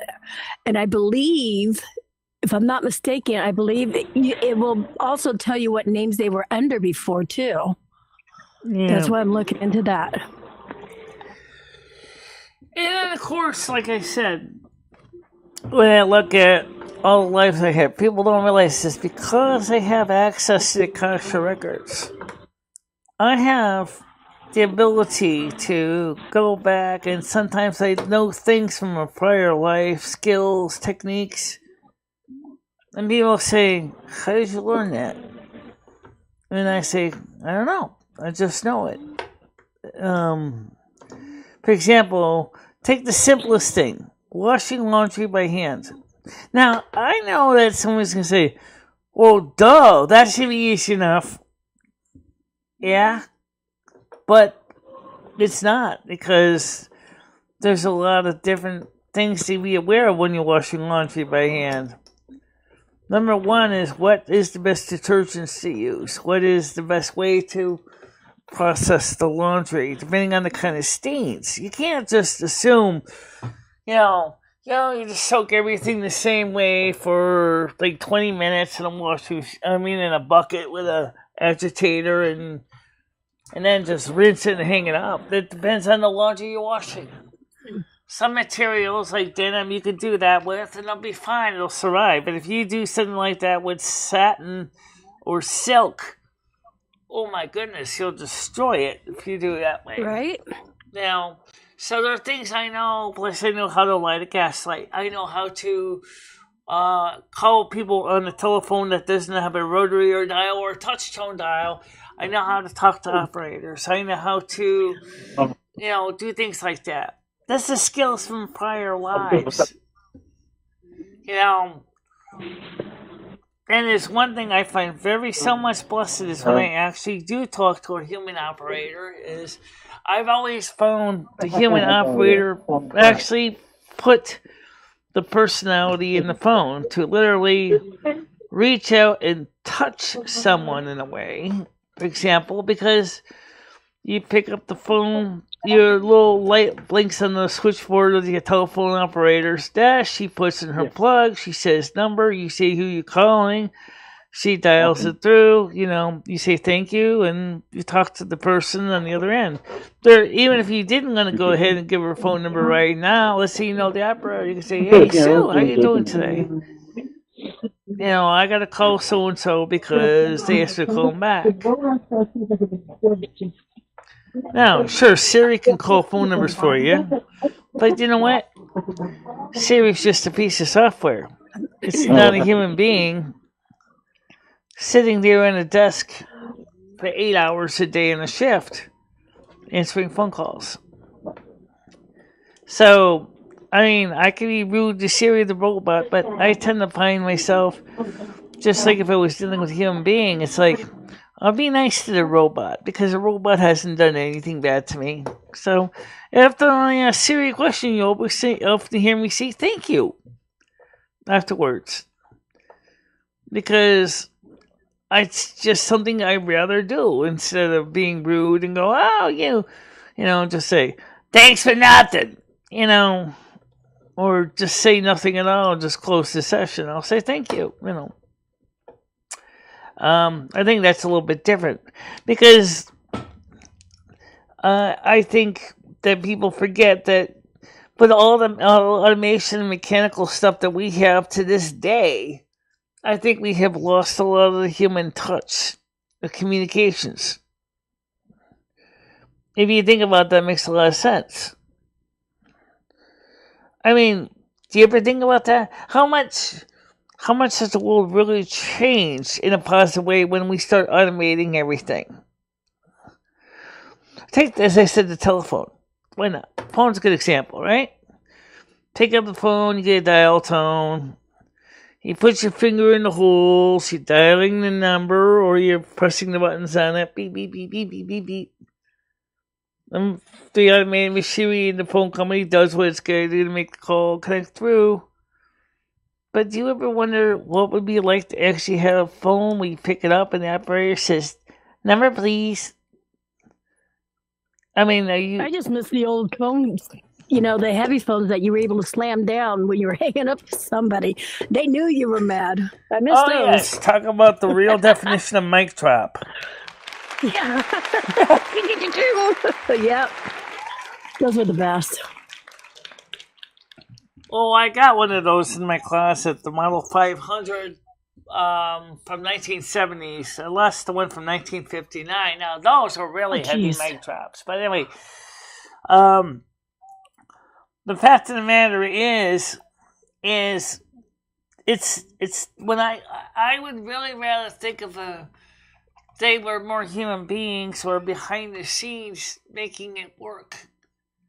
Like I said, the telephone operator was kind of like the receptionist of the phone company when you think about it. Right. She was the one that the customer interacted with. Kind of like a hotel desk clerk.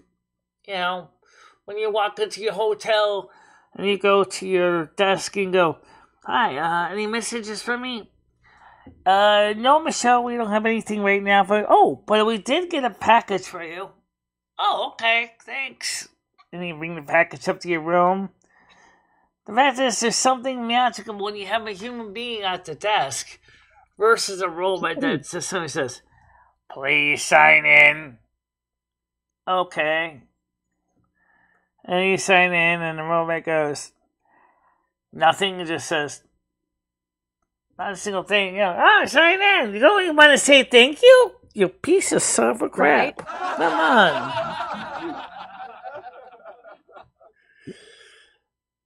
That's I think that's one of the problems with all the modern technology that we have in this day and age is we lost the human touch. Yeah, I can agree with you on that.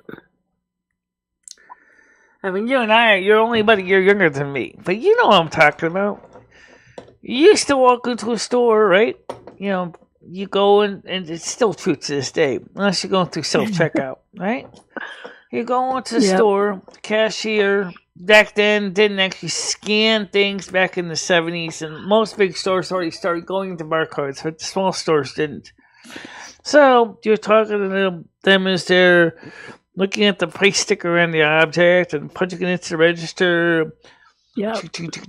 Make big clunky mechanical registers, not the little digital ones, right?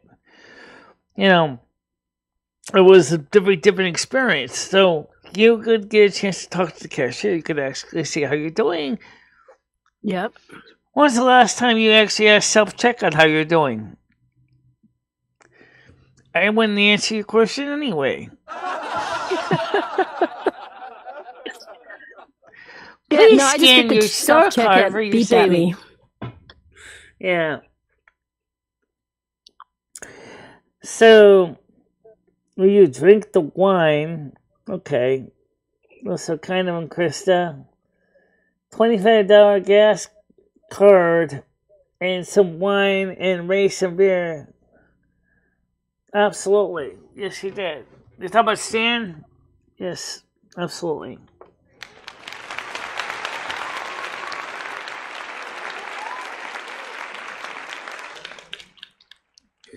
So what do you feel about what the energies this year during this holiday season? What do you think of how the energies are feeling to you? The energy hasn't been up to par. I can honestly say that. Just so much has happened probably in the last 4 years, probably. It's not, okay. So as we were growing up, the stores would be closed Christmas Eve, Christmas Day. Everybody Right. get into the Christmas spirit. Now it's like everything's about money, money, money. Nothing's closed ever. Well, for some reason, And that takes... this year, as I said originally in December of 2011, it definitely seems to be true. Ever since I said that, I said this will be the last normal Christmas. Because it seemed like after 2011, Christmases really took a nosedive spiritually. I'm not seeing anybody feeling a lot of, merriness. And I agree with you. I mean, Christmas now has become like, so what? It's just another day on the calendar. Yep. But the So truth it of the matter is is Christmas used to be great expectations. Hey, next year might be better. We might be doing good times. 1 year closer to Jesus' return and all that. But now it's like almost like Helen Reddy sings in Ruby Red Dress. Leave me alone with Christmas because it ain't coming. How do you know? But the truth is, I feel that there are some people trying to revive the Christmas spirit, but it's like the car that just won't turn over. No, I agree with you.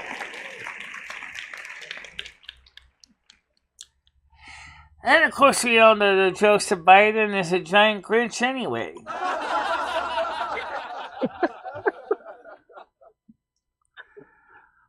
It was funny. One guy asked me yesterday, said Joe Biden did a lot of great things. I said to him, what exactly has he done for you? And the guy really couldn't answer the question. So, let's be honest. What has Joe Biden done? Some Democrats stand up for him so much, but what exactly has Joe Biden really done for a large majority of the Democrats?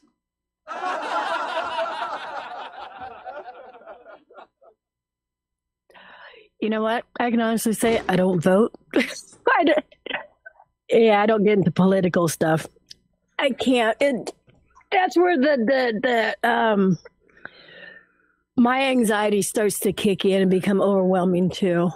Okay. No, you can go ahead. No, you can talk about it. I just don't I don't pay attention to the political stuff. I don't watch news either. I can't, just because of being an empath. You know, the feelings I can feel from everybody else, whether they're on TV or not. Yeah. But that's just me. Do you watch the news? Do you like watching the news, or? I watch it every day. I'm always reading news articles every day. I get it from many, many, many sources. But after a while, I feel like I want to take my brain out of my head and squeeze it and wring it out a little bit, because it feels like it's getting too saturated. I hear you. I've always, ever since I can remember, my dad, when he would turn on the news when I was a kid, I would have to walk out of the room. It's just, some people, you know, like me, I can honestly say I guess I'm more of a sensitive and an empath. And like during 9/11, we'll take that for an example. I couldn't even hear the TV. It was so heart-wrenching to me. Thank God for Nickelodeon and the Disney Channel, because that's what I watched for a long time. Well, the thing with the news I tend to get very upset about is when they sensationalize through their video clips things like the violence that's going on in the world. Right. Or in some of the YouTube, channels where they like to particularly address a certain type of thing. They think it's funny. It's in the trolling that goes on.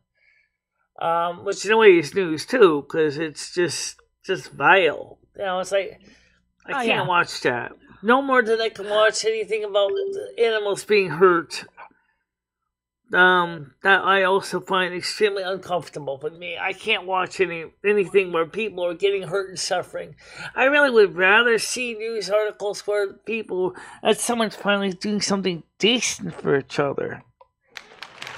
I do have Discord. I don't know how to use it, so Michelle's going to she's going to show me how to use it one of these days.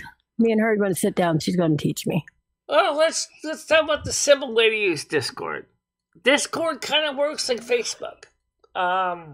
It's very similar to Facebook. I'm talking about on the desktop now. On the phone, they changed the layout enough that it's enough to make you scream. But if you go to the Discord, let's say my Discord, because I did send you an invite a couple times, you will notice that you have these groups, like different channels. So you can read like general artwork, things like these are like subgroups, so you can go into different topics. And you can read them by just scrolling down. And if you want to respond, there's a little reply button, which looks like a hand that goes whoop, this way. Or like the little pointer that goes this way. That's how you respond to a comment. Or, as I often will do, is I'll type right below the last comment. If there's no likeliness that people are going to get confused by it. But usually, if I think it's really important, I'll just click on the reply and make sure that people that I'm replying to sees the message. So Discord is really kind of similar in some ways to Facebook. I think now when you look at it on the phone, it looks even more like Facebook now. And just like Facebook, you got your chat area where you can actually talk to each other. Voice chats. I don't know if you're in my Discord or not, but if you are, you'll see it. I have 2 voice areas. Actually, I got more than 2. Yeah, I got more than 2. One of them happens to be for unsavory discussions, if you will. Adult stuff. But I haven't been in there in a long time, but I created it so that the people that want to talk about adult stuff don't have to clog up the other chat areas. But for me, so it's really easy to use. It's just, there's a slight learning curve, but it's not really too bad. Compare that to IRC, which is even more complicated. I need a whole lot of learning curve on this. Oh man, yeah. Tiger. I will definitely join it. Yeah, I will have to have a one-on-one with Michelle, and she can take me through all of that. And Well, I've had it for a while. when you accept my invite, which I gave you 10 invites for, which they expire in 7 days, which means that in 7 days you'll have to need some new invites. But once you're already joined, you're all set. But basically, if you just stick around general chat for now, it's pretty simple to figure out. It is a lot of messages, though. Remember, you came in late. Yeah. Discord is easy. I'm crap on computers, but I can use this as Tiger Kitty. Yeah, it's pretty easy. It's as I said, it's very similar to Facebook. Well, it's some of the junk mail that comes with Facebook.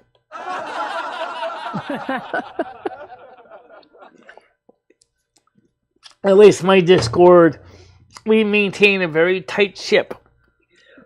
So, let's do something to see if we can, alright, 12:31.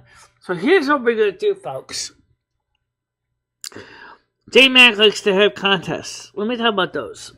Oh, something a little different because it's almost 1 o'clock. But 30 minutes to 1. How did you guys come up with the idea for the contests? Oh, the Wee Woo show? Oh, God. Well, he's monetized, I monetize, but what we do is the monies that people, submit for super chats or, Yeah. we put that back into the community. And that's how we started coming up with like gift cards. And, also we didn't do it this year. It's just, so much stuff has been happening. Normally every year we would just at the holidays, we would gather up all the monies we'd collected for like 2 months from our super chats and stuff. And we would give it to 2 people. We would play what's called the Wheel of Death.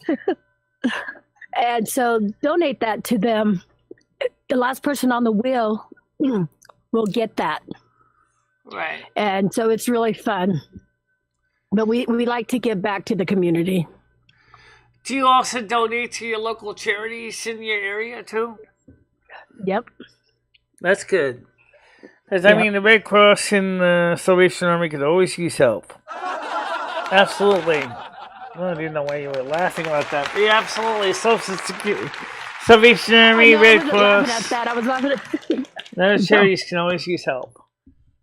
Because you guys have a lot of people in your area that need a lot of help. Oh, yes, they do. Yeah. So, like me, you do believe in serving the community as best you can. Yes. You're not into this me thing I hear about so many channels talk about, oh, what about me? What about me? What about me? What about me? I have very simple attitude. Yes, okay, I do need help sometimes to pay the bills because, I'm only on fixed income. I'm only on disability. That's my main source of income. Okay.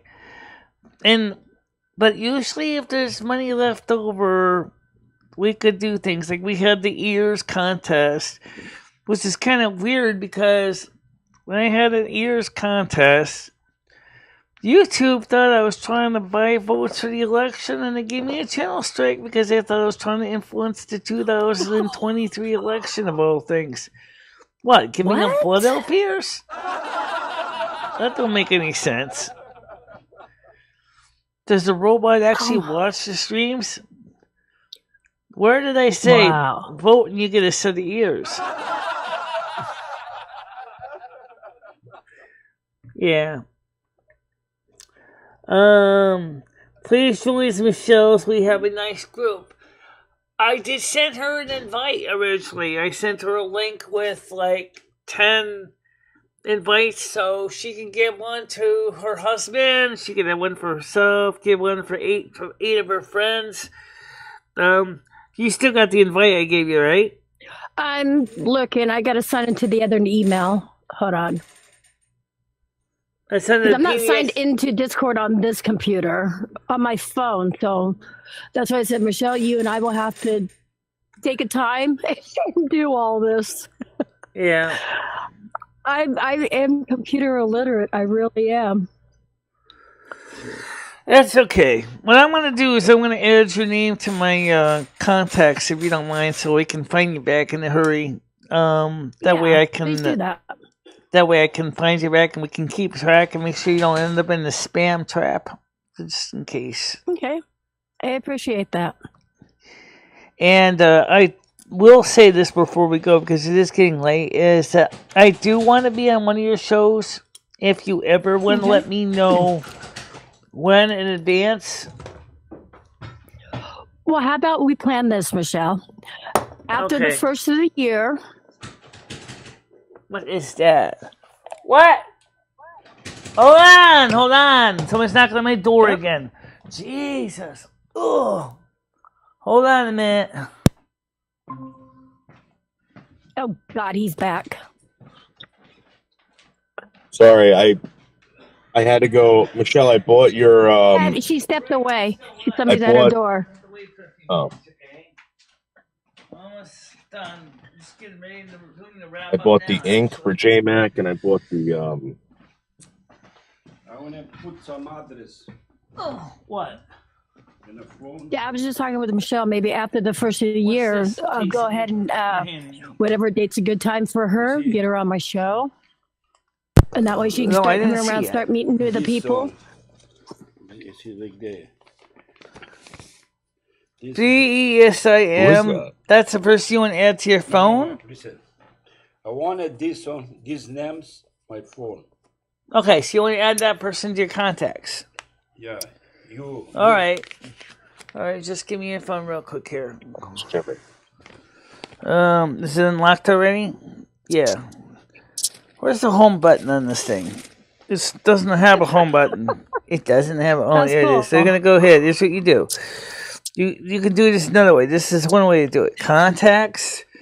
You want to add, hit plus, and you type in the person's name. I'll do it for you. BESIM.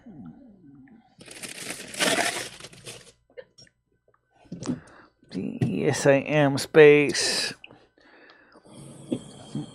And it's an interesting last name.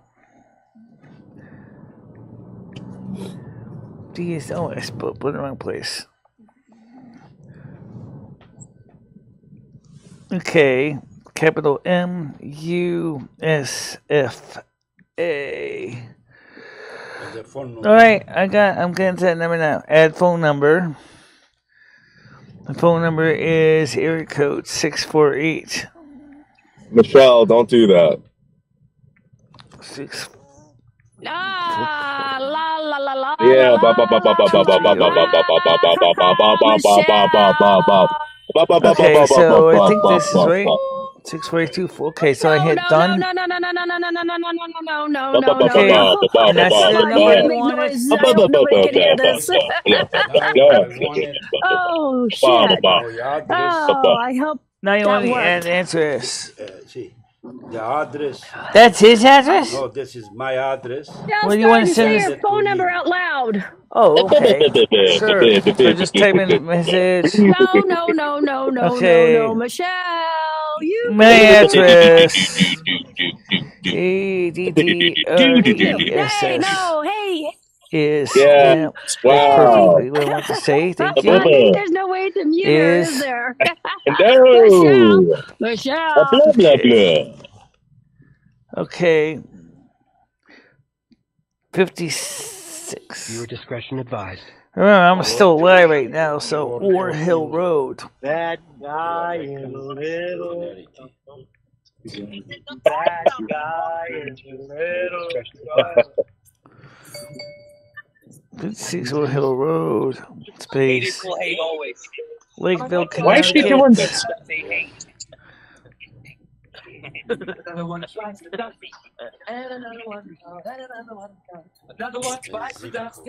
I got it. C-T. I'm sorry. I don't have a Z in that. C. No, C. Oh, fuck, no, my other phone's ringing. Hold on! Could someone... You want to... Oh, never mind. I'll take care of it. 06039. Oh my god. Hey, Patty. Oh, God. 606039. Oh my god. Oh my god. Oh my god. There you go. I just sent it to him. That's the message right there, right? All right. You sent it? Yeah, I sent it. All right. Now let me see who the hell called me on my phone. Hold on a minute. Take a look over there. See, get by over here. Jesus.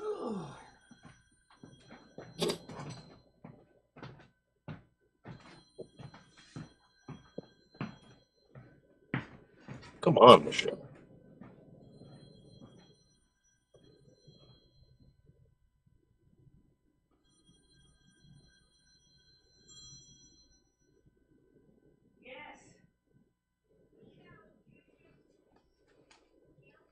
This is why she's always getting hacked. People are getting run off the fucking, you know. Don't ever give her any information. She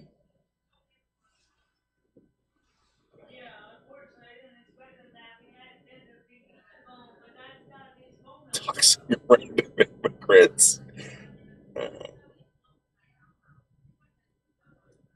Can't be doing that.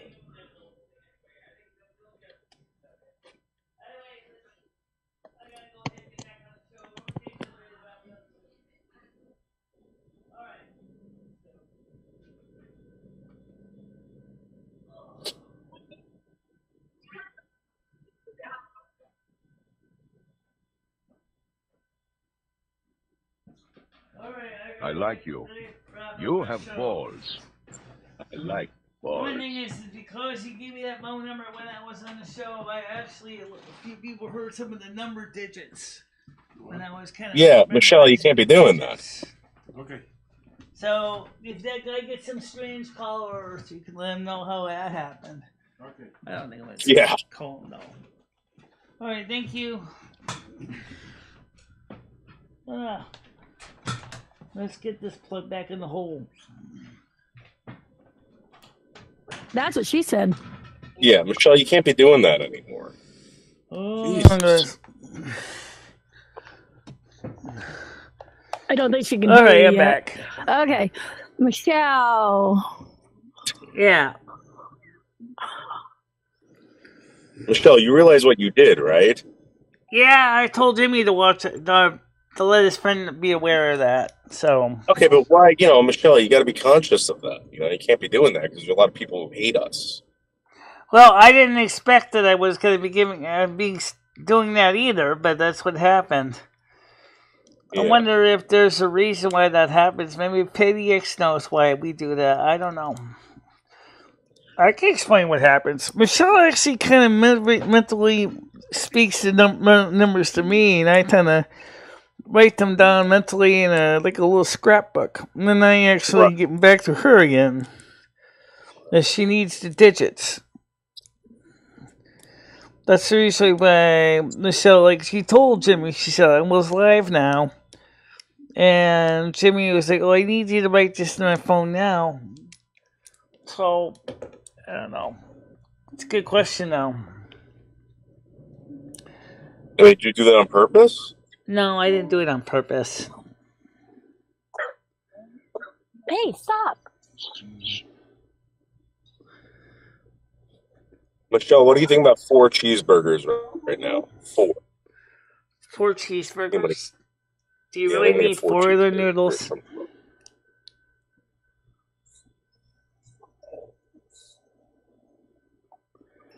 Stop the stream. People can't go back. You want them to go back? No, people can go back and rewatch it, but actually there's an editing feature, Michelle, that you can go in and edit that part out. Just make it quiet. Mute it. I could do something. I could turn off the... I don't have to stop the stream. The show is almost over anyway. You mean want me to shut down the replay? Let's see. Where is that? Oh, here it is. Chat replay. There it is. Turn that off. Hit save. There we go. Now they can't see the chat replay. No, it wasn't the chat replay. People, we were trying to like make loud noises while you were talking. I don't know how well that worked. Okay. I know, I heard some of the noises. So maybe it worked. I don't know. Yeah, well, I mean, the thing is here's the deal. I mean, first of all, guys, I did tell Timmy that I was still alive. He wanted this done, so the problem is that he knows how my brain works. And yet, he still needed to get it done, and that's why he wanted me to do it even though I was still alive. Right, because it's Jimmy. So Jimmy should have known better because he deals with this every day. He comes on when I told him I'm live. He should have said, "Oh, wait, you're live? Okay, come back later then, or can I wait until you're done?" That would have been fine, but he didn't want to do that. Right, he wanted you to. He wanted you to read off those numbers live. Yeah. I don't know if he wanted me to be number live, but he certainly kind of knew that happens, even though, wasn't trying to be doxing anybody. So, hi, J-Mac, how you doing? Welcome to the show. Michelle, remember when you showed everyone my phone number by accident on the live stream? That was the best. Carrie Bridges contacted me. She's like, Michelle just showed everybody your phone number. That was the best, Michelle. And don't forget, you also tend to show everybody your license plate, too. Yeah. Speaking of Carrie, I haven't heard from her in a while. I don't know. She supposedly has breast cancer. She's surviving breast cancer right now. Well, like I told Jimmy, I said, tell your friends if you get some strange callers. I said, oops. Sorry about that. Thank you, PDX. Michelle, I was going to say thank you, Michelle, for having me come up. I appreciate that. Let's talk after January to get you on my show, okay? We'll be talking before then, but yeah, definitely. Absolutely. Let's try to get something going after the holidays and see if we can have on your channel and have a discussion with your audience on the live show. Yes, I would love that. And maybe we can do something similar on J-Mac's channel also. He's in the side chat right now. So yeah, well, don't tell him I'm here. I just want to at least know at least the day beforehand so I can prepare for it. That's all I ask. No, definitely. We'll have you give you plenty of notice and stuff. So anyways, thanks again for having me. Much love, everybody, and I'll talk to you all later. Thank you so much, PDX. Yep, wow, Michelle. Excellent. You blew that one, Michelle. Yeah. You blew that one. Well, I think you being on the show, PDX. I appreciate that. And it is getting late, guys. It is time to get ready to wrap it up. It is 12:48. But before we go, remember what I said. This is the official plans for the remainder of Christmas weekend. Just so you guys understand this. Okay, Saturday morning, we have our morning show. That's tomorrow. Normal 10 a.m. thing. YouTube, Kick, Twitch, X. Yes, we're on X too. And then, of course, on Sunday night, they're going to have Silvermoon Radio at 7 o'clock until 10 o'clock. And then we have the after show. This is only on Kick now. This is not on any other networks. So, for Silvermoon Radio, come to Kick. And if you are on a channel here, just go ahead and follow us on Kick. It's really easy to do. Let me get this link up here for you guys. Michelle. You blew it. Yep. Yeah. All right, I'll talk to you later. What do you mean I blew it? I didn't blow it. So anyway, here we go. So come to the Kick Show. Come where the fun is. This way, everybody knows what's going on. It says after 10 o'clock, after show, we'll have some fun, talk, good time. Same thing for Monday morning. We have the Monday morning show at 10 a.m. Then 7 o'clock on Christmas night, we will be having an evening show on YouTube, Twitch, Twitter, and Kick. So, because it's going to be on YouTube, we can't have music. So, don't even expect it's going to probably be unlimited, limited ads. It probably will be the whole time. There's just something YouTube keeps doing to me. I don't know why they do that, but they do. But just try to keep that in mind. And the fact is that we are going to try to get some fun. Don't forget, New Year's coming up. I didn't. Okay. Because that's coming up 30th, 31st. I'm sorry, 31st. Which is also a Sunday.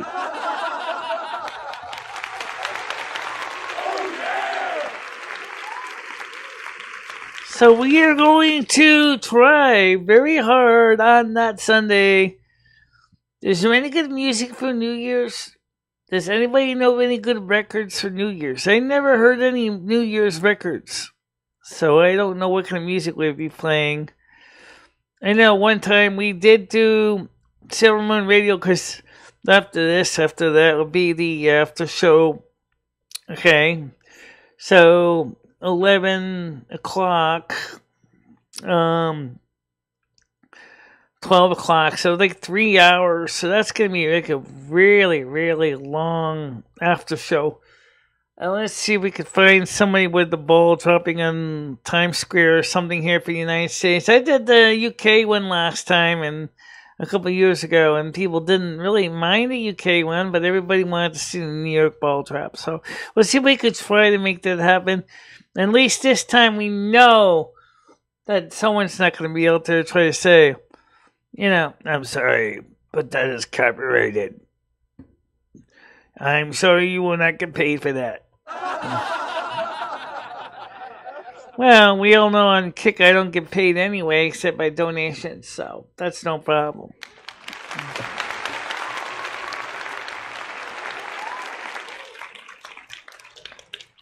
And I think Jem is watching. Yeah, Gemini Jem is watching. Yeah. And let's see. Merry Christmas if I don't see you again, chat. I'm sure I'll be around here, guys. Gemini Jem said she's feeling better, so that's what she said earlier today. So, anyway, everybody, I want to say thank you for being on today's show. It's actually a pretty interesting show. You want to talk about real quick about some of the stuff you brought up this yesterday afternoon that you didn't get into. I did not win the auction for that mixer, but that's okay, because right now the price of the mixer went to insane prices, and I couldn't afford to buy it anyway.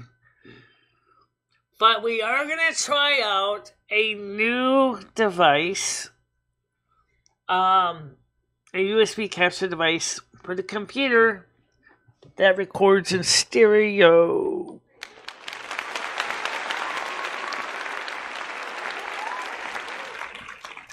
The Behringer UCA 222 records in stereo and also plays in stereo. Also supports Toslink output.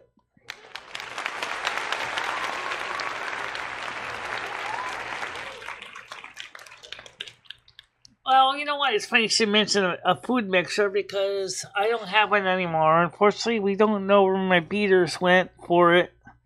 Actually, we don't know where the body of the mixer went. We got the beaters, but we don't have the body. I never did get another one for food. We're talking about an audio mixer, though. That'd be interesting. How would you make food with an audio mixer? Oh, I'm sure somebody might say, hey, you know what? I got the subwoofer. Oh, my God. I can make it 20 hertz pulse.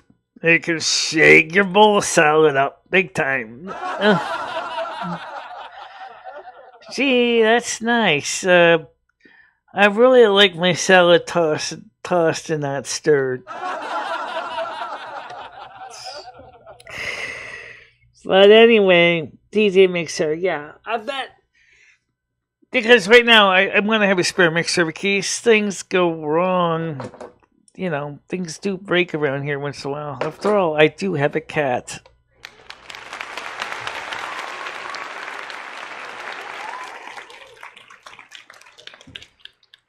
Oh, I learned that long ago. Maybe this is something from my childhood. Maybe BDX ever asked me about that. Why do you tend to buy things in sets of 3?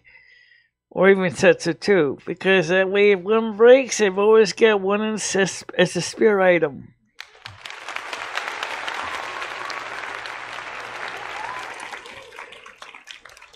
So for everybody, I'm going to say right now, let's go ahead, go out there, be excellent to one another. Let's have a good time, and let's do some awesome stuff.